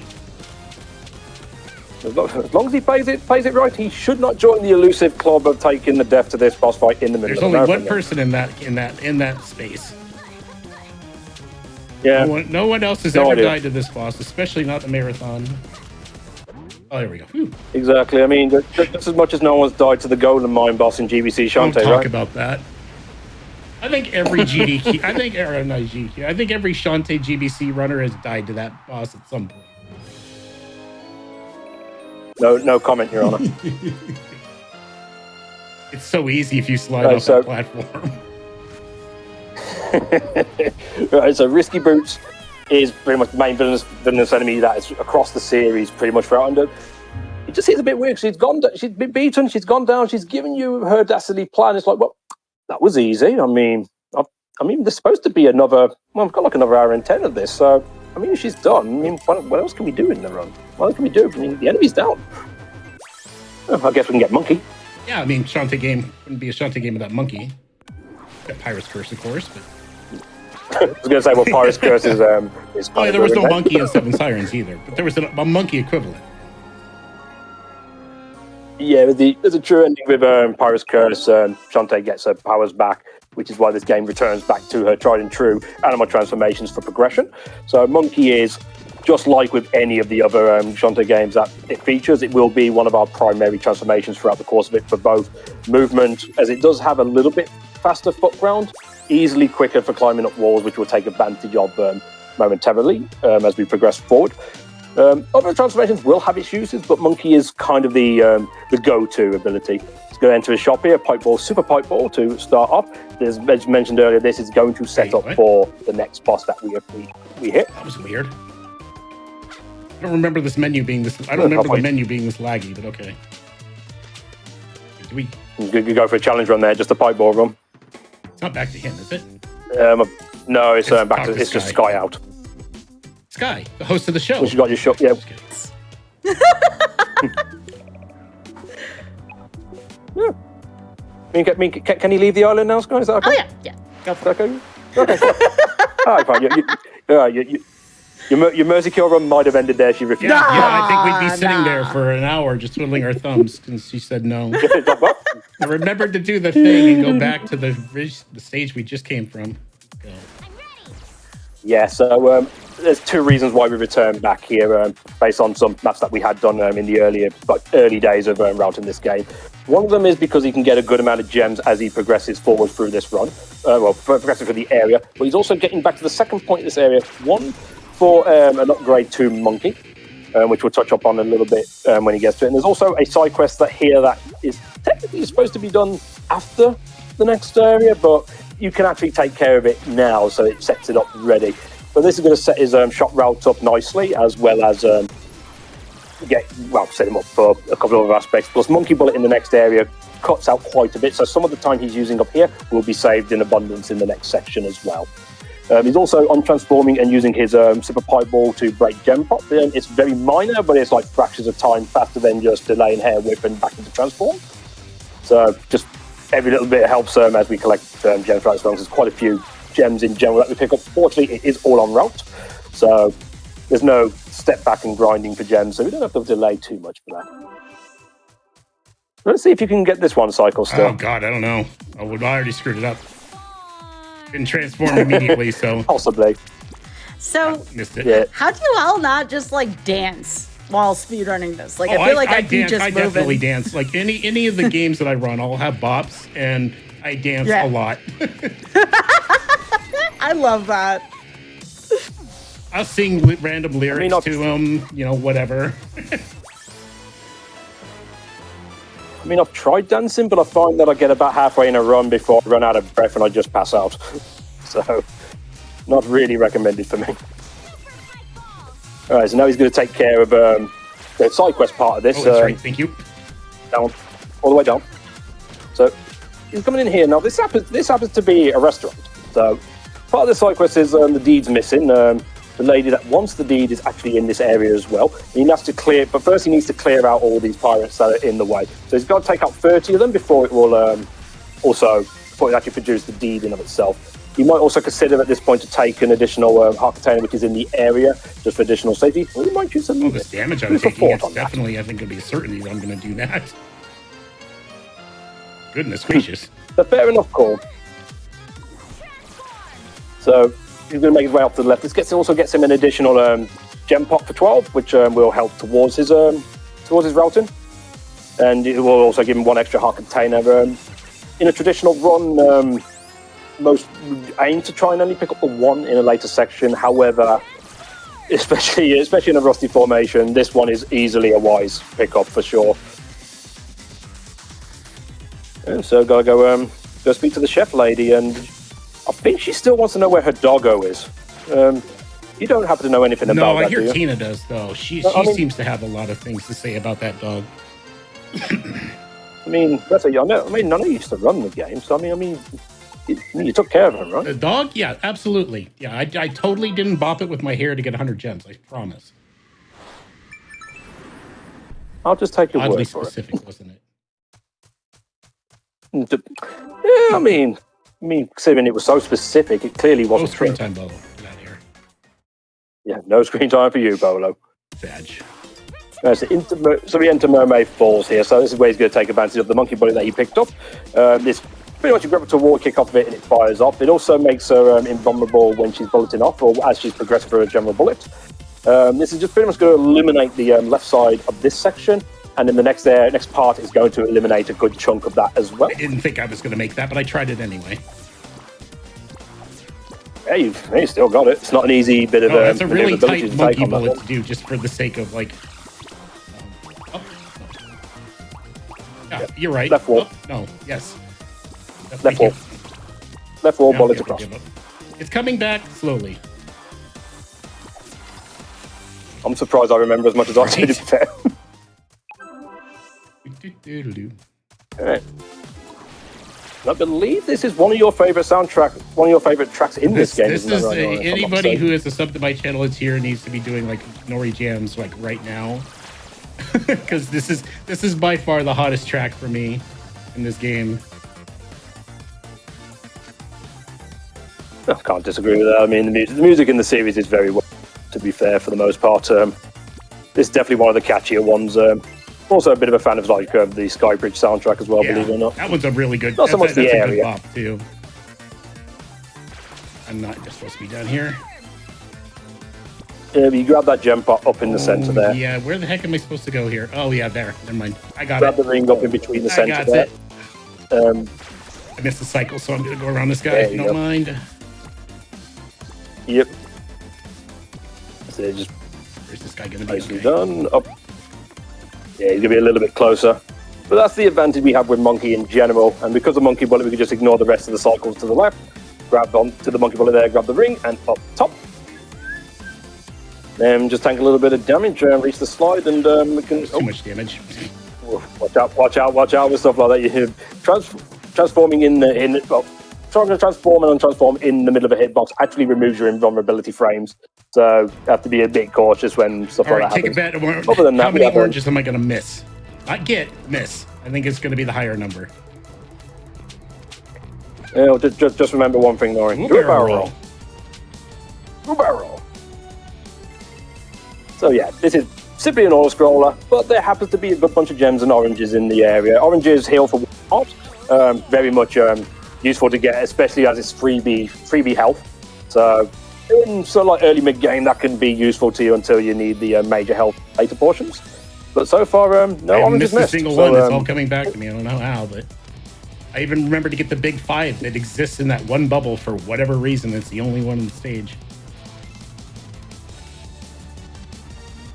because way forward programming. No, just no argument here. Nothing ever makes sense. Only thing I'm hoping Wait, to yeah, avoid here definitely is what- falling into a pit, because you do have to start the auto scroller over again, period. I I got it. You get more How? gems. That should not have worked. Because you have skill, sir. Shouldn't. We said a few negative things. I felt like saying something positive. Fair. That's okay. I'll probably die on Mermaid, and we'll make it nice and easy, even here. I mean, at least it's a little harder than Tinker Slug. Okay, so we're approaching Giga Mermaid for this boss of the area. So this is where he wants Super Pipe Ball for two purposes. The first is just going to help deal with the fight quicker. So there's 6 locks in phase 1 that he needs to take out and destroy. So if I remember accordingly, so first thing he wants to go for the bottom left. Once that lock is taken out, start making his way up to the top left lock and take that one out, followed by the center lock. But he may just go in order. Yeah, depends on personal preference at that point. Oh, okay, so Giga Mermaid can do a few attacks during this. He gets laser attack. Not just laser attack, the easy laser attack, the one that doesn't even move or follow you for whatever reason. That definitely helps. 2 other things you could do is a big orb, which she might be going for now. She has. You might take a hit here, so be cool. You might want to use some oranges for this phase. Yeah, I just realized that tanking that was the smartest thing, but it would have been longer to go around it. So, just. All right, so this is the main reason why we want Super Pipe Ball. So one of the advantages we can take in this fight is she doesn't actually have that much health in phase 2. But all you need to really do is hit the crystal. So by using Super Pipe Ball, what you're able to do is you're able to take hits off of her body in order to actually bounce yourself up and into the crystal to be able to deal additional hits, which can help end the fight sooner. Which I'm missing horribly. Oh. And this is the final attack she can do. Unfortunately, it's the only one that you don't really want to see because it's one you cannot deal any kind of damage. Unfortunately. So it should be pretty much over. Just jump in. There you go. Nicely done. And down she goes. So that's one of the main reason why we really want that. It's definitely useful for from this point onwards, as it is easily probably the most DPS. Well, the next upgrade to it will be the most DPS, but the chain of it is the most DPS value in the entire run. Oh yeah. That being done, they're all free. So I suppose a little bit of story on this area is the Techno Baron was basically didn't have many mermaids around. He was using them for sales, if I recall correctly. So he made some counterfeit mermaids by getting some women and attaching fish to their legs. Yeah, the mermaids were not around, so Monster Chow still had to be served, and there you go. We get our second dance now, Crab Dance. So Crab's good for underwater sections, and one of the aspects we could do, especially in the vertical aspect, press down whilst in the water, forces the crab to shoot down in a much more rapid pace. No shop here, right? No. Yes? No. Yes, there is a shop. There is a shop, but not straight away. Warp dance and backdash, I think, if I can afford it. Backdash, correct. But first into Sky's area. Turkey's favorite part of the run. Because don't forget my favorite section. Don't forget it. Do you have the seed? Give me the seed. Hey! Seed! This is my seed. Mine now. No.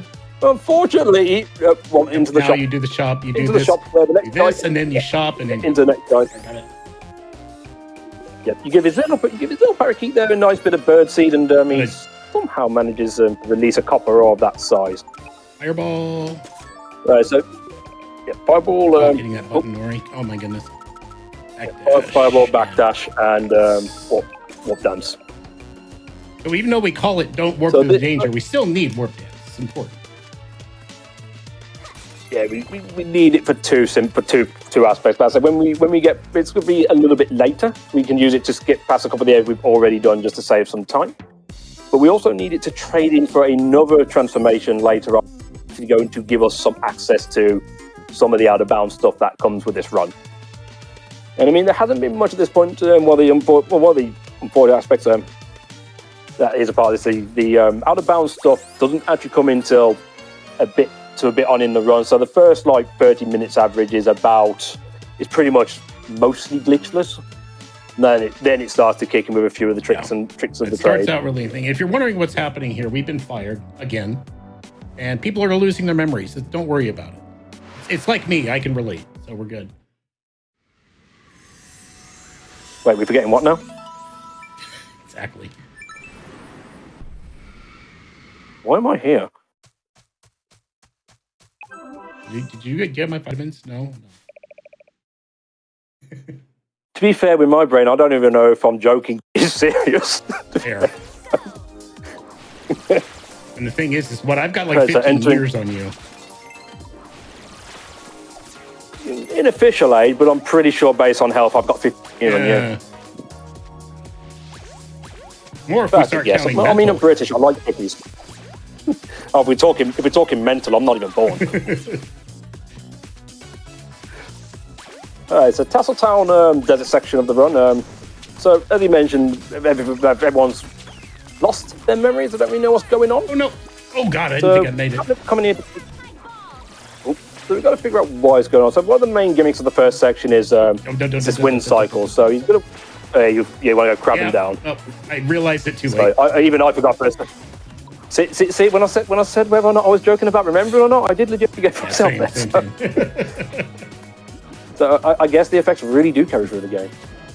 So yeah, there's these wind cycles that are going to be happening through this part. So he's going to try and go through it in a certain tactical way to be able to basically just keep in with the cycles, try not to get caught up in it, because that's a very powerful bit of wind, and he fly back. Oh no, okay.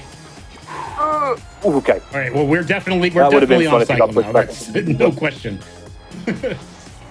I think that's pretty much a given, especially in a rusty sense.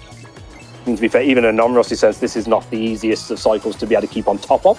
So as long as he doesn't get knocked around a lot, then we're going to take that as a success. Yeah, I mean, these worms do 4 points of damage just by themselves, so it's like I only got 3 hearts. That's not a lot. Well, I mean, these are not the worst worms of this area. No, for sure not. As you very well know, there's a certain worm we have yet to see, who is an absolute annoyance. But we're going to get a little preview of them right now. So, Tussle 2 part is the tower climb.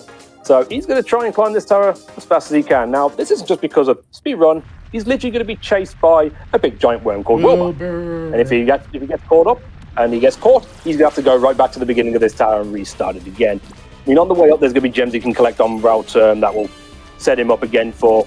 There is at least one more shot that is required, but I believe, from what we spoke of, he will probably take an additional one for some additional safety, just to make sure his health position is good, because the late game especially, there's a number of tank damages that becomes a thing. That's 3 visit Nori. So...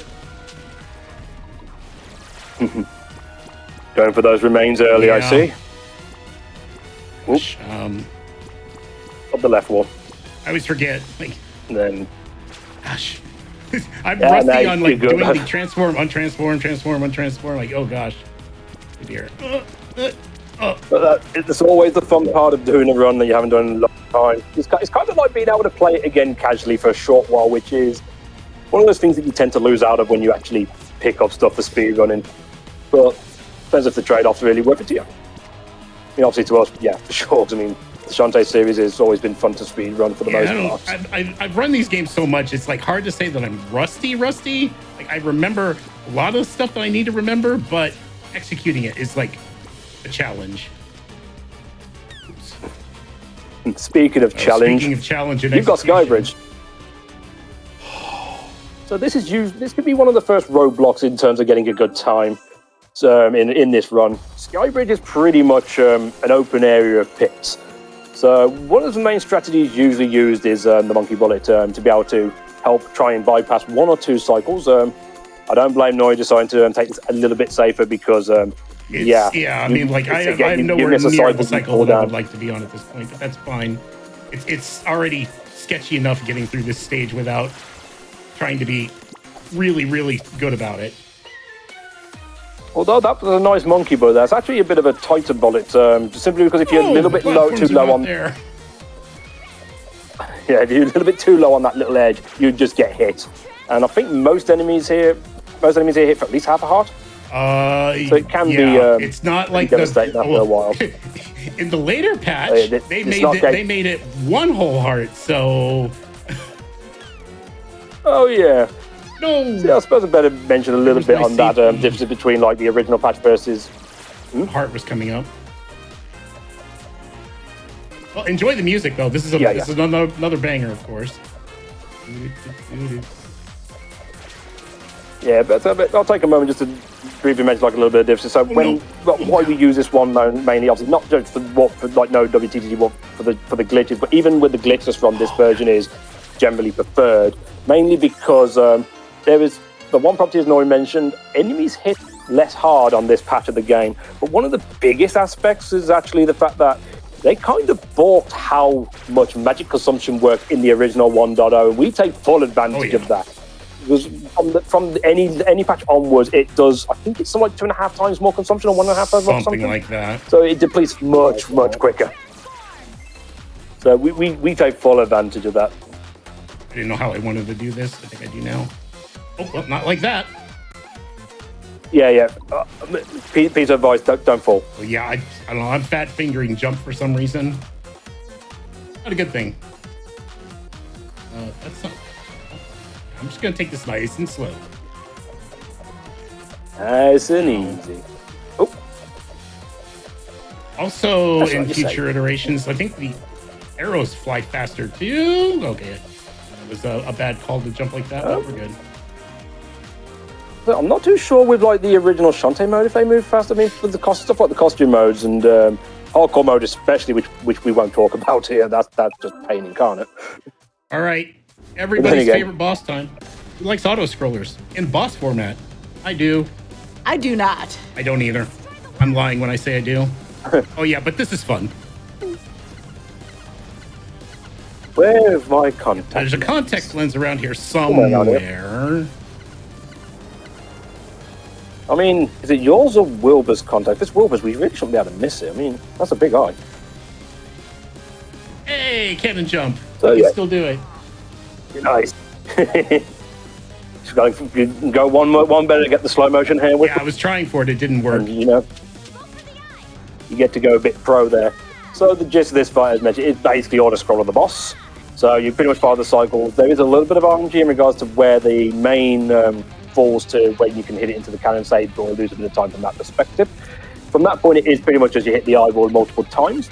And this is where one of the version difference comes in. Something Anne-Marie spoke about, and we've got a bit of time here, so might as well. So PC's 1.0 versus console 1.0 is actually have some different variants. Obviously, of course, the PC load times are a little bit quicker. It's actually quicker to save in PC versus consoles where it's actually quicker not to save. But this is one of the parts where consoles actually have a bit of an advantage where, unfortunately, the properties of the Super Pipe Ball here will not work on the eyeball in PC's 1.0. Whereas for some reason with the consoles, it does. So you can actually speed up this eyeball section within consoles by, I think it's about like 19 seconds. And there are a few different pieces throughout the entire course of the run where there's some sort of difference between versions. Another one being after every boss you defeat in the PC version, you get a full magic replenishment, making magic management much more comfortable versus console where it doesn't have to refill. You have to keep that. Unfortunately, it's something you keep in mind for a console runner. Wow, are you serious, Wilbur, right now? He's very serious. Other than the first one, this has been super friendly, although he did almost bop me in the head with that one, the second one. So this I believe it should be the last eyeball cycle that we get. So he'll go ahead and do one more one more spout of his attack. He'll fire out one more rock. We'll get that in, fire it back, and that should be done. So yeah, unfortunately, it's one of the. We kind of joked. That's if I remember right now. We joked in the early days because let's say we've got some of the other games in the series. Whenever there was an auto scroller, we found a way to skip it. So they decided when they released Half-Genie Hero to throw in so many auto scrollers just to spite us. I mean, I remember that being a running joke back in the day. They also made a boss out of one as well, just to beat them more. Yeah, it was messy. This was a lot of fun. Like, reminiscing a little bit early days, like we had a lot of fun, and Sky, you'll appreciate this too because this actually has to do with Auth. As the run was still kind of like being fleshed out, developed, and stuff like that. Author Blues did a run, and he, at that time too. And when he submitted the time, I think it was world record briefly, and it was submitted as a Wii U run. Oh no. Yes, it was submitted as a Wii U run. It was obviously on PC, but oh my goodness, did one of the main mods, Trenter, who I've seen in chat here, freaked out. He's like, Wii U is faster. And that's become the huge meme for this game, is basically just like, Wii U is faster. And then we just use that for everything, like Pirate's Curse. Wii U is faster. I guess Nori's put the people in chat on notice. No one is safe. But that's what I love about the Shantae community, is we'll give each other ribbing like this all the time, and no one cares. Yeah, I think the other part of that was the fact that he also approved the run as a Wii U run. I knew what was going on. I was just like, Wii U is nowhere near faster. It was just one of them oversized that just became a meme. But it is what it is. I mean, just as much as the death to the opening boss of this game got an emote created. That's where like that's used that emote a lot with Tinker Smog became a thing. So if you're wondering why I'm back here, this is one of our first mandatory revisits. Now, the trick of this is I'm going to be doing our first out of bounds trick here. At least I should be. Art, thank you. Hopefully, I'll do this. I mean, it's a well-known fact in the animal kingdom that elephants just have a way of. You want to go into the sand, about waist deep. Oh, that's right. Yep. Bit too far. Waited too long. That cactus had my number anyway. Yeah, so the idea is, but what he wants to do is he'll want to go he'll get into the sand on the right hand side, turn to the right, go about waist deep, he'll transform into elephant, and for some reason that allows him to just push forward a little bit into the wall before he untransforms and falls down, I believe. Just falls down vertically, if I remember rightly. And that should allow him to hit the loading zone. I just have to walk to the right as I'm doing it. It's fine. Too soon. No. There it is. Oh, no, you're in the water. Okay, I think you might have to exit back out. I don't think I got it right. Oh, that's right. This is Risky's Revenge rules. I don't want to do anything. I believe when you fall down, it's either directly under you or to the left. Well, no, I remember walking out of bounds to the right, but then I don't remember what to do after that. Uh-oh. I should have looked up something for this. Oh, this will be fun. I'm pretty sure it's either you fall down vertically and then go, and if it's like vertically slightly and then to the left, if I recall. Yeah, sounds right. Just so you know, too, Nori, on this show, notes are always allowed. So if you have notes... and I meant to at least have my shopping route ones, and I forgot to pull them up in the break. And it's like, I have notes, I have mental notes of, the harder, out of bounds that I got to do later in the run, but this one is not one I have, notes for, because I kind of took this as a foregone conclusion that it was going to be fine, and obviously I've been wrong about that. Yeah.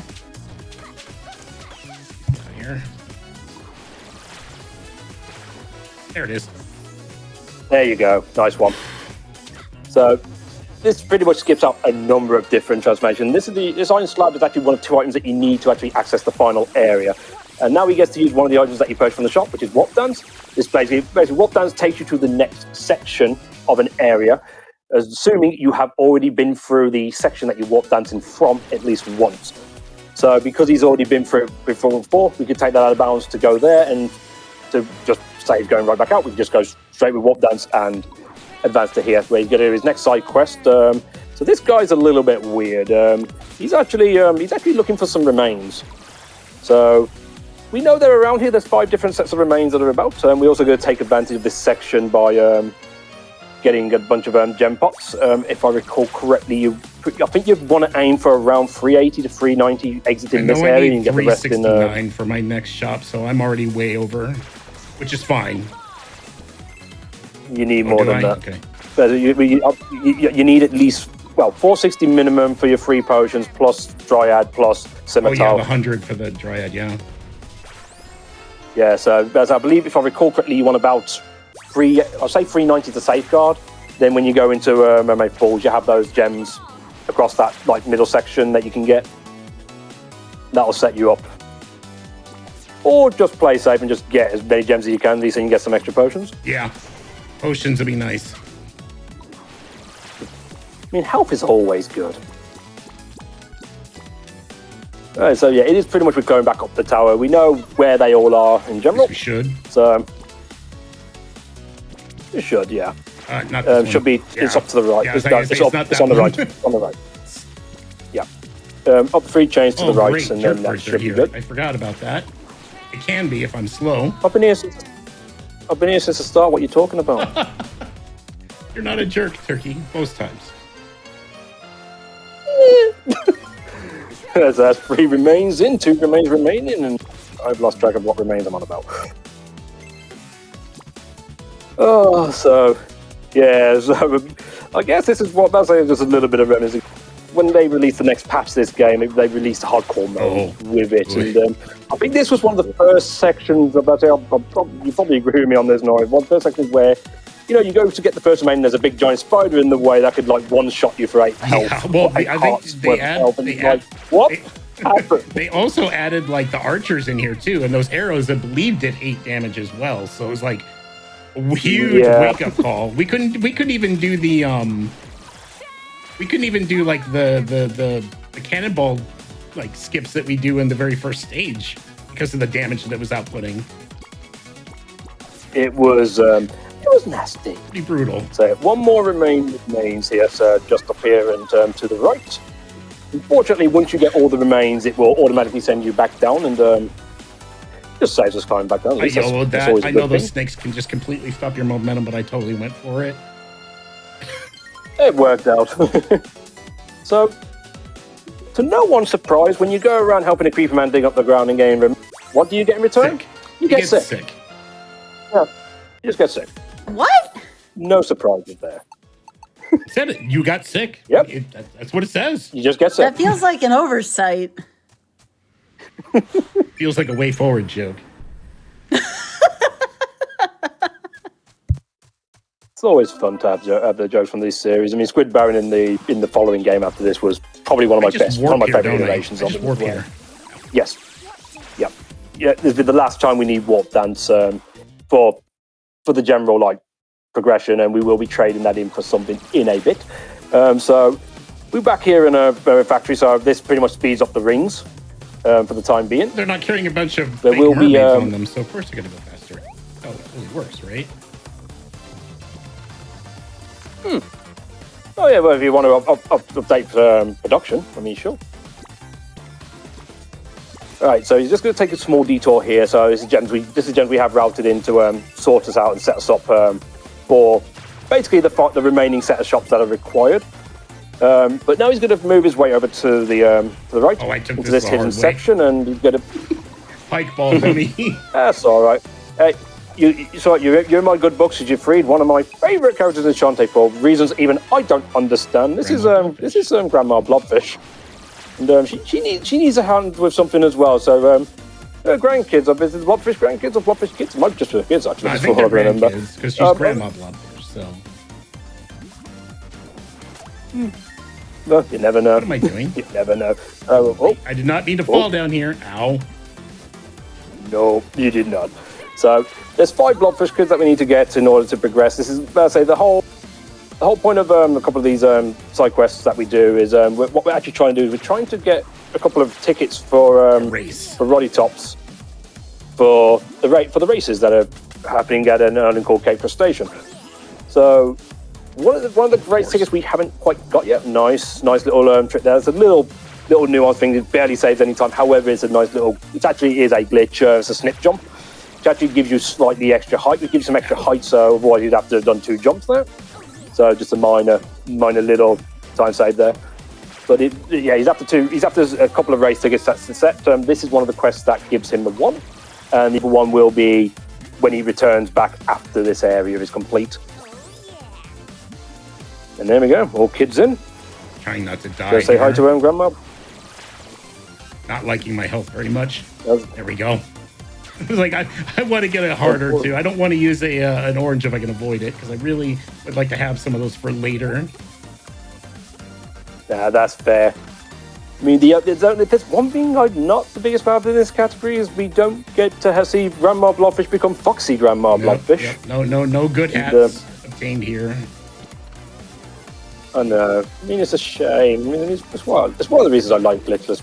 Hey, I grinded. Plus the old I school. grinded glitchless. I wanted that sub hour. I got that one too. Thank goodness. But or did I? I got third place. I think is what I did. I don't remember. Let's say if you got sub-hour in glitchless, well done. You would have record. Yeah. I realized I just missed my turn. I just missed my turn. Yeah, you meant to grab the wall. I definitely took the wrong turn at Albuquerque. It's fine. Hey, as long as you don't get damaged, you're fine. And it's pretty much making our way back up. So we discovered early doors that basically originally this never used to be something we did. But when we That's gonna hurt. No. Oh yeah, iframes go bye. Iframes don't last very long in this game, which is weird, but happens. It's one of those weird oversights. Unfortunately, if you get hit and you transform instantly, you lose those iframes of it. But this is a detour we never used to take in the very early days. But when we realised that an upgrade in here, the gem jug, ended up saving all that. It's a lot of time that we used to get up here, but it saves that time back. Now, Nice. Nori's doing a little bit of extra thing here, and he's got the double. He got the double. Nice. All right. So that was the only reason he wanted the fireball for. So it's known that if you can do the final hit on one of those gators, you get a gator state guaranteed to do it by killing them with fire. As it turns out, part of the side quest, there's a couple of characters that want a couple of nicely charred states. So we actually needed to get those 2 gator states in order to actually progress the story as well. Fortunately, we can get it on the way up here. He also picked up. He also purchased Dryad Dance, which is another transformation that we use for some tricks, which will be coming up in the run, and trading the Whoop Dance for Gem Jug, which also, again, will help us for a few things. So there's race ticket number 2. Now we can do Rotti the Favor, which I wish we could bypass because Rotti does not deserve to be helped. We're those kinds of Shantae runners that just can't stand Roddy Tops at all. All right, so Scimitar and potions. Scimitar, and then whatever potions you want at this point. I'll just grab 6 then. Yeah, that's it. Other than that, there's nothing else you actually in terms of general. But of course, if there's anything else you want to pick up, then that's your bit. That's your decision. But we got all the main aspects. So Scimitar is the final upgrade to the Pipe Ball series, which is pretty much going to become a major buzzsaw to the remaining device. And as we mentioned, over where magic consumption was an oversight, you're going to take full advantage of that, and it's going to just outright destroy a number of bosses as we progress forward. So, off to Cape Crustacean, and we ended the last area of Tasseltown as an auto-scroller boss. So how are we going to start this section, Nora? If I had to go out on a limb, and I mean, I'm old, so you have to forgive me a little bit, but I'm going to go with auto-scroller. Yes. Hoping I was wrong. Yeah, we weren't. Unfortunately, we weren't joking when we said there's quite a lot of auto scrollers in the run, which is a little bit unfortunate. But you can have some fun here. So pretty much, he's just going to be waiting around a bit, getting forward through this. He's also going to be a very cruel and yes, I'm going to be very cruel and cheat. Yes. So the idea is Shantae's taking part in the race that she's not. I don't think she's meant to be taking part in it, but she's doing it to be able to get forward and advance her quest of what she's trying to do. But instead of keeping on her own carpet, she's just going to cheat and take out all the other races. I mean, is it cheating? Was it in the rules? I don't think that the rules disallowed it. No one says otherwise. You see race officials popping in going, hey, stop it. Not saying anything. I mean, go. It goes against your character. I mean, I may not have took Starfish hugs, but you're literally resorting to harming people without any If we ever did a race in person, Turkey, I'd be doing the same thing you there too. Elbows, shoving. I hope you mean in the elbows and shoving, and I hope you meant in the game. Because if you meant a real life, real life race between me and you sometime. You think I would just sit there and let you beat on me on the game? No. Although I'm not scared to race you. I hold my own. I didn't get full health. All you got to do is wave a bag of chips in front of me. I'll just get some Maltesers and. Okay, you win. Thank you. That was a story. Yeah, you win me with Maltesers for sure. So Twitch and Vinegar, even though we gave them the Gator Stakes to do them a favour, help them out. They're already after us being part of part of the enemy crew. So pretty much here is doing the just damage booster. you want to try and follow the pattern as best as you can. Now each of them will take their own turns going in. We hopefully aim for this one to be taken down before she gets away, which is good. Okay. Unfortunately, the carpets did rotate, which we didn't want to see. Othergon decides to start at the top, which is generally unfortunate because for some reason, when she comes in, if she starts at the top going down, she's actually invincible until she starts going back up again, which I have no idea why she's programmed like that. So bad RNG, but you know, I did take that safe. Like normally you would be bouncing in the pit to get even more DPS going, and I just didn't do that. Mainly because everything here does start to do one full heart of damage. Yeah, exactly. This is about this section. In general, it's not the most. It's not really a technical section, but you know, any slip up, you lose a heart, and it's pretty devastating. Well, it can be pretty devastating, especially if you get hit. There's also there's also even in runs. This section is usually considered a safe section anyway, even for console runners. Take that small little time loss because this game in 1.0 at the end of this section is notorious to potentially crash. Now, usually that would happen after a couple of runs, to be fair, more so than the first run. So if it happens on the first run, you've gotten very unlucky. I shouldn't have been aggressive. Never mind. Go back to square one. I knew better. I wanted to look cool, yeah, and it got me. Yeah, it's unfortunate part is like another second you get hit by stuff like that, or you fall into a pit, you go back to the very beginning. It wouldn't be a problem if I went into like a door somewhere, but I didn't go into a door. And there goes all my oranges. So this is why I have the extra potions. Yeah, the best says. Also, if you want it, members, I can't remember which of the ships holds it, but one of the last door ships has the another heart container. If you think it's wise. I mean, it's not going to do much. Just as a reminder. Yes, it'll be more of the end game, really. That'd be it if you choose. I'm just putting the reminder there just in case you feel it's necessary. If not, carry on forward. I think. Oh, that's right. I'm supposed to take a damage. Yep. And yeah, you might want to go potion at this point. Just a safeguard. All right, so that's pretty much this part done. So now it's just a case of let's drop in and just. It should be fine. I mean, first run in ages, we should be fine. And I'm not going at the speed that I normally would be. I feel like if you're going at the real pace that speedrunners tend to go, that's when you're going to run into that problem. So hopefully. Yeah, there's that. All right. So, time to bring Gemjug into the fold. So Gemjug is a weird one. As a Gemjug and Dryad both have their own little problems. So Dryad is used for flipping through left wall. It's down to the right. This one, okay. Yeah. So backdash. Yeah, you're right. Yeah. So this is why we pick up backdash, because with Gemjug, if you transform into a right side wall with your back right up against the wall, you can actually just do one transformation of Gemjug and it will just flip. So but using backdash, it enables us to just push us right against the wall and be able to just do it without any issues whatsoever. So that's one of the Gemjug clips that we use. We can use a second one in this area, but it doesn't actually save any time. I know that here you could potentially do one, but I don't think it does you any good. No, it's because when you get down and around, you're pretty much just traversing directly to the right anyway, so it really doesn't make a difference from a time perspective. And that's pretty much this done for now. We're coming up to our next boss, Ammo Baron, who he's not too bad overall. But it's also, for some reason, in 1.0, is the only boss in both versions that will actually give you a full magic and full health replenishment before you actually do the fight. No idea why. I will never say no to this. Is the best I can explain. This fight can still go horribly wrong with that, though. That's the problem.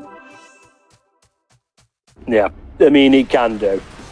But this is where Scimitar's going to do a good amount of headness. So Ammo Baron's returned back, and basically, despite the fact that spending billions upon billions of tax dollars it was crowdfunded. It was crowdfunded money.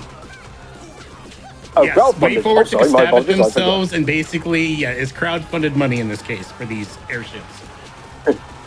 So using all of that on the airships, he wanted the magic fibers in the carpet so he can just fly and do his best M. Bison impersonation. Although his trousers are a little bit patchy for that. But pretty much the gist of this is just alternating sides to avoid the ammo guards becoming the actual literal bullets of his arsenal. Using scimitar as the buzzsaw effect, jumping hair whip, and that's pretty much a good fight. Not the worst. It wasn't the best, obviously, but I'm not going to say no to that one. Hey, for a rusty run, you'll take it.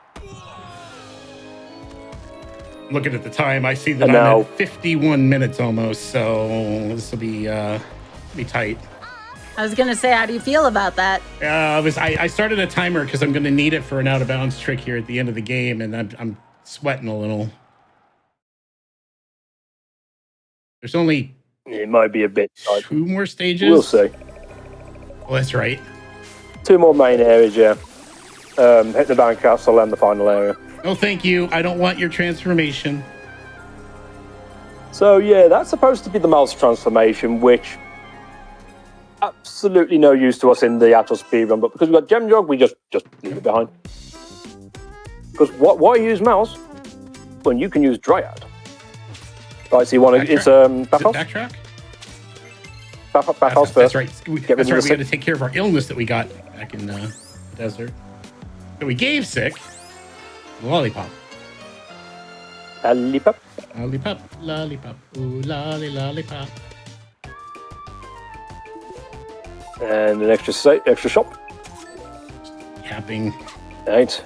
All the safety. Now we go blasting. So now, unfortunately, backtracking is a bit on the minimal side. We do have to return back to Mermaid Falls to pick up or do a trade with a lollipop to pick up a shard that's going to allow us to gain access to the Baron's castle. And yeah, so pretty much Mermaid Falls. We're going to stay in the first area. You're going to go for one cycle? I'm going to try. I don't think I'll get it. I'm rusty, remember. Very true. Very true. It's not the easiest to get in general. I don't know that I've ever... I think I've only gotten one cycle once. Yeah, that's not can't be too surprised. It is not any catch in general. The gist of this is he's going to want to monkey bullet with precision on pretty much every single platform in order to meet the cycle, so he can go straight into doing a transformation into a I missed it like ages ago, so it's fine. So that's okay. So that's all right. We'll just get it up to the up left and bullet across. Hey. Oh yeah, you get on the map. Yeah, you go on. You may have to wait another cycle. So what he wants he wants to just overlay himself. That should work. Try it. Nope, too late. Oh, that's right. You do it. You do it, and it pushes the block pushes you in. Yeah. Oh, okay. I remember now. Yeah, but you can dryad now. If you go into dryad now. So you go into dryad there. This will push him into the wall as he untransforms. Once he drops, he'll backdash and go into a gem jug clip. You drop down, backdash into a gem jug clip. And then you can just shimmy across and in. So that just saves doing what the intended way is to use the mouse. And these little patterns that are in the wall here that you just worded, that's actually what mouse can actually find certain entry points and actually getting in there. And you actually do a little maze thing to actually make your way here in the general glitch, in the glitches variants. Backtracking here, right? And yes, yeah. That's all you need to light magic back to go back to Uncle. Okay. So yeah, Uncle Miracle then gets us the access point to Hypno Baron's Castle. So Hypno Baron's Castle happens to be one of the shortest segments overall. Because unlike most of the areas which have like 3 areas before its boss, it actually only has 2. And it's going to be a couple of interesting clips that hopefully we'll go for. So as I say, the first one we're going to we'll clip it to a wall above the first door that's going to be there. And the aim is to then do a gem jump clip into it, turn to monkey, move forward a slight bit, and jumps kind of instantly. And hopefully he'll catch the loading door for a door above him. That'll bypass a room for transformation. And then there'll be something that, as I say, getting the actual trick itself isn't the problem to get into the wall that he needs to. But what he wants to get to save a good amount of time is what's known as insta-text skipping. I can do it. And the idea of that is to basically, when you try to do a dialogue chat and skip, like within the frame of one another, it will always skip the first dialogue box of any given dialogue within the game. And in this case, if the item collection happens to be directly after... Turn around, Nori. That's where the clip is, isn't it? Yeah. Yeah, it's just above you. Yeah, if he happens to... where was it? if he happens to get the instant text skip with an item collected directly after, it will, instead of triggering the dialogue, it will just go straight into the item collection, and because he's in the wall, it will... Oh, wait, no. Oh, yeah, you're right. I got it. Back. I just completely reverted to a completely different category in my head. I did. I pulled a turkey. Yeah, you want to get up there on the chain, and you got to get the right precision to jump there. So jump clip into here. So this is where the instant text skip will hopefully come into play if we can get it. Oh. Unlucky. So the reason why we'd like to get that is it is pretty much a frame perfect trick, but if he gets it, it keeps him in the wall, so he doesn't have to do a Dryad clip back out. Now, for some reason with Dryad left wall clipping, the only way we found that it is 100% consistent is by doing 4 transformations against the wall, and that... Oh, well, you got yourself an eye. Yeah. And that'll guarantee him in. So drop down one more floor, here. And then jump clip there. And then he can just go to the right, down and to the right, and he's good. That'll bring him into the graveyard. So the graveyard was very notorious in the early days, and it still is used in Glitchless up until about 2018 when then a skip was found by a runner, it went by the name of Amethyst at the time. So what he's going to do is he's going to transform into this wall again, into Dryad 4 times. And if I remember the motions I used to use, it was a big jump, very slight delay into another big jump that should position you, because he's got to try and avoid a hole that's in the floor. Then he'll do another 4 transformations into Dryad into that wall. And then just one big jump, and it should be like a screen wrap hitting the final load screen at the end from the start, effectively. Nice. Nicely done. And that'll bring you straight into this section's bosses. So, speaking of him, Squid Baron is back. So, the story is basically going that there was like a mysterious being brought from the depths of hell. And, well, it happens to be Squid Baron. So, Squid Baron is very much scripted. So, we pretty much, well, in general, you would know exactly what he's going to do, where he's going to do. Of course, being Mercy killing him Rusty, we'll see how much he truly remembers, but pretty much you just don't let him hit you too much. I mean, but then again, that's actually quite a silly thing for me to say. That kind of goes without saying. I mean, that's just gaming in general, right? Yeah, sometimes I forget about that, though. That's the problem. You know, for a bird brain, you're still being a very good, valuable resource for me. I appreciate it. I do my best for you, as always, sir. So we go into the second part of the fight. Hypno Baron's going to come from the background and join into the fray, the Joel Barons. So the thing here is basically... you can take any of them out in any order you wish, but in general, you take out Squid Baron first. You really want to take out Squid Baron first. Oh, this is bad RNG right off the bat. Yeah, straight. Oh, he's just going everywhere. Damn. Get ready for some potion. Well, maybe. Probably. We'll see. But yeah, you basically want to take out Squid Baron first, because when Squid Baron goes into a second phase, he bounces around the place like crazy, whereas Hypno Baron will, basically what he's doing now, he'll just do that but faster. There's no point, unfortunately, there's no point really doing any damage to both of them simultaneously, because when you take one of them out, the other one gets an automatic replenish. So any damage that's being dealt to Hypno Baron currently will just be reset when it gets into the next phase. Ugh. You have the potion just to restart magic. Probably at this point, yeah, we'll see. You might be okay. Oh. As I recall, it does something like 6 points of damage. I really don't want to... You are... Yes, it does. That's the one thing you don't want to get touched by him, because it can be quite painful. But yeah, it is pretty much just following his figure motion of 8, and we're good. So now, we look at the time you got left. I'm not too sure if you're going to make it, unfortunately, but we'll see how far we can push forward into this. What, 5 minutes, 6 minutes?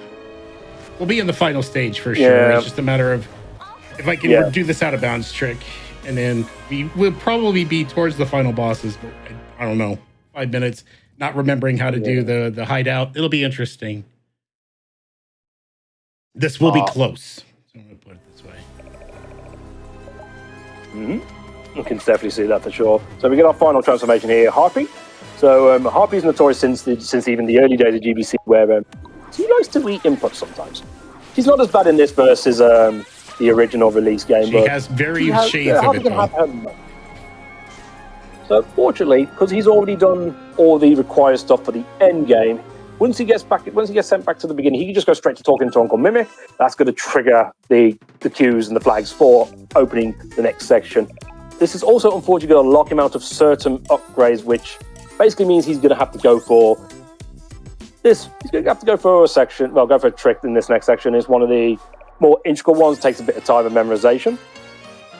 But this is where we can finally get our revenge because, yes, it is a Shantae game. And even with this game throwing all the auto-scrollers at us, we found a way to get past this auto-scroller, which is different between the variants. But for the case of time, I will just explain the PC's variant. So, as Nori mentioned earlier, he was actually he's running a to specifically for this. So he's going to use Dryad to try and clip at the start, and he's going to move over. And then if he clips to the wall, he's going to count for 5 splashes before he jumps over, and he should hit some land off screen. From there, he's going to transform into Harpy, and from the moment he starts flapping as Harpy, he's going to be looking at his timer and counting 21 seconds from that point to know exactly where he wants to go. So 21 seconds will start from the moment he starts flapping, and he'll be going, and he's going to be holding right throughout this entire section.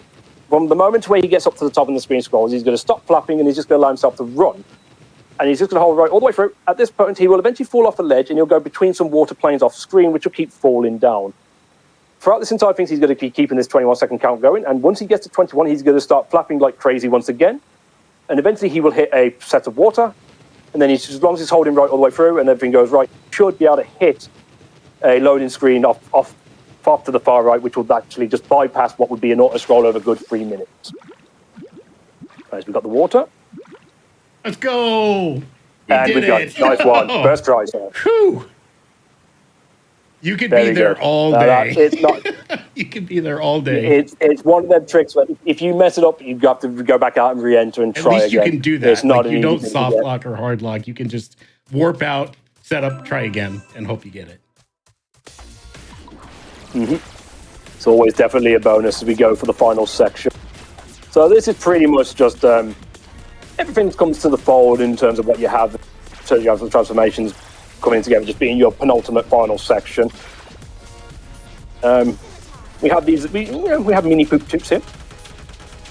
I mean, they're everywhere. But luckily, they're not too bad. With Scimitar being a buzzsaw, we can take advantage of that.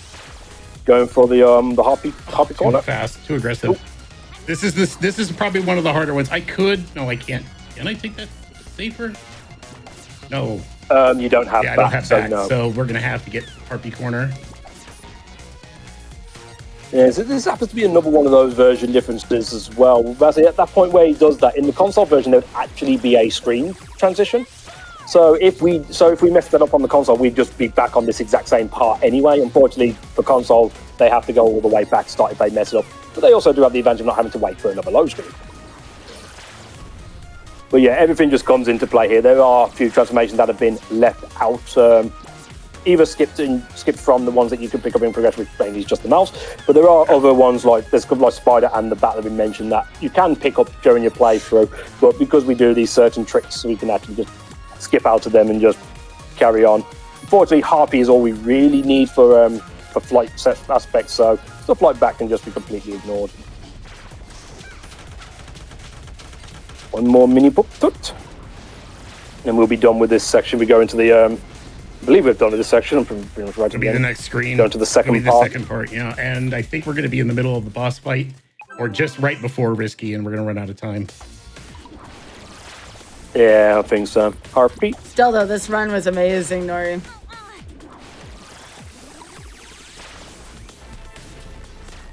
Yeah, you better say it's a good crack of stab at it. Better say any game Rusty for that kind of length of time is always going to be a thing. So, well, taking that electric shock in airships was costly.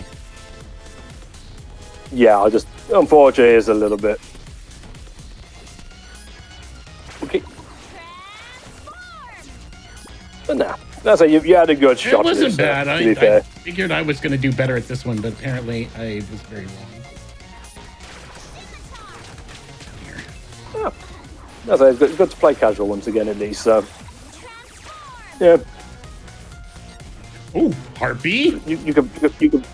Was that one of those eaten inputs? 5, 4, 3, 2, 1. Dang, Nori. Now, how far along were you? How many more minutes would you have if this is the final screen. You go into a save room, and then it's the risky fight, and then it's 3 consecutive boss fights. Oh, wow. I did an auto scroll at the Yeah. end. So that's how close we were. We were basically one screen away from making it to the final boss fight and an auto scroller away from finishing. Wow, that's pretty close. I say it was close, but I just, Skybridge was slow.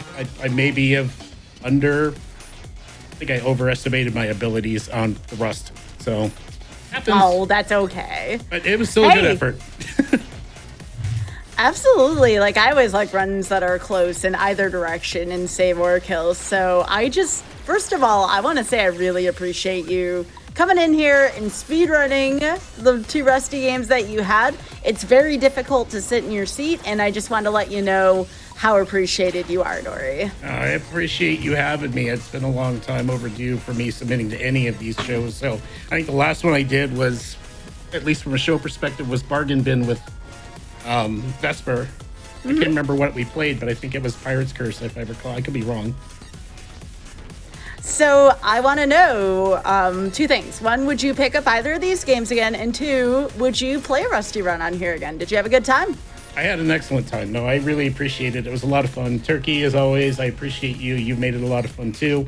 And I definitely am looking to get back to Blaster Master Zero, the Shantae %. Like I said, I've got time to save there all over the place. So after I'm done with Indivisible here in the next coming week, this the coming weekend, it'll probably be relearning that particular one and getting on the grind again, just to improve my time a bit. Maybe not get too close to the world record, but to where I feel that I can get to. Also, this one I've done too much on, so Yep. I think I'm good with all the categories that I've done this one. I get ya. Question, do you all have any last minute shout outs? Someone you'd like to shout out, thank, etc.? No, I mean, Turkey, again, thank you so much, man. You've been my best friend in speedrunning for the entire time, and I'm glad to have known you. And of course, obviously, the Shantae community as a whole. Find us, in our Discord, Way Forward Speedrunning Discord. If you got any questions, you're curious about starting up these runs, they're great beginner speed runs. So please, check us out. And then shout outs to my community. Without you, I don't know that I would continue to do this. And, the fact that, now that we're giving 100% of our stream revenue to charity, you guys have just stepped up, and it's been amazing, entertaining and having fun and joking with you guys over the years. So that's my shout out specifically. That's Turkey, if you great. got it. Just say, Yeah. I ain't got many to say, really. As I just, again, as I thought I could help you out, as always, I've always back on it. We may give each other some stick as we go, but as always, we put on a good show, and that's always been the main important. As much as completing or doing really good runs, putting on a good show to me has always been the most important part, and that thing that we share together on that, something I'll always value you as well. Minimal resets where we can. Good on you. Good on you. Now we experiment with Indivisible eventually. Well, I'll be doing that run again on Saturday here on GDQ, so that'll be fun. I'm looking forward to that. That's like my shout-outs would be, again, similar to them, similar to Nori with the Shantae community, similar times as one another, and it's always been an honor in any capacity to be able to represent Shantae in any format on any stage, no matter how big or small it is. So it's always good to be a part of this. So have a good one. That's all I got. Thank you, Sky. Thank you, GDQ.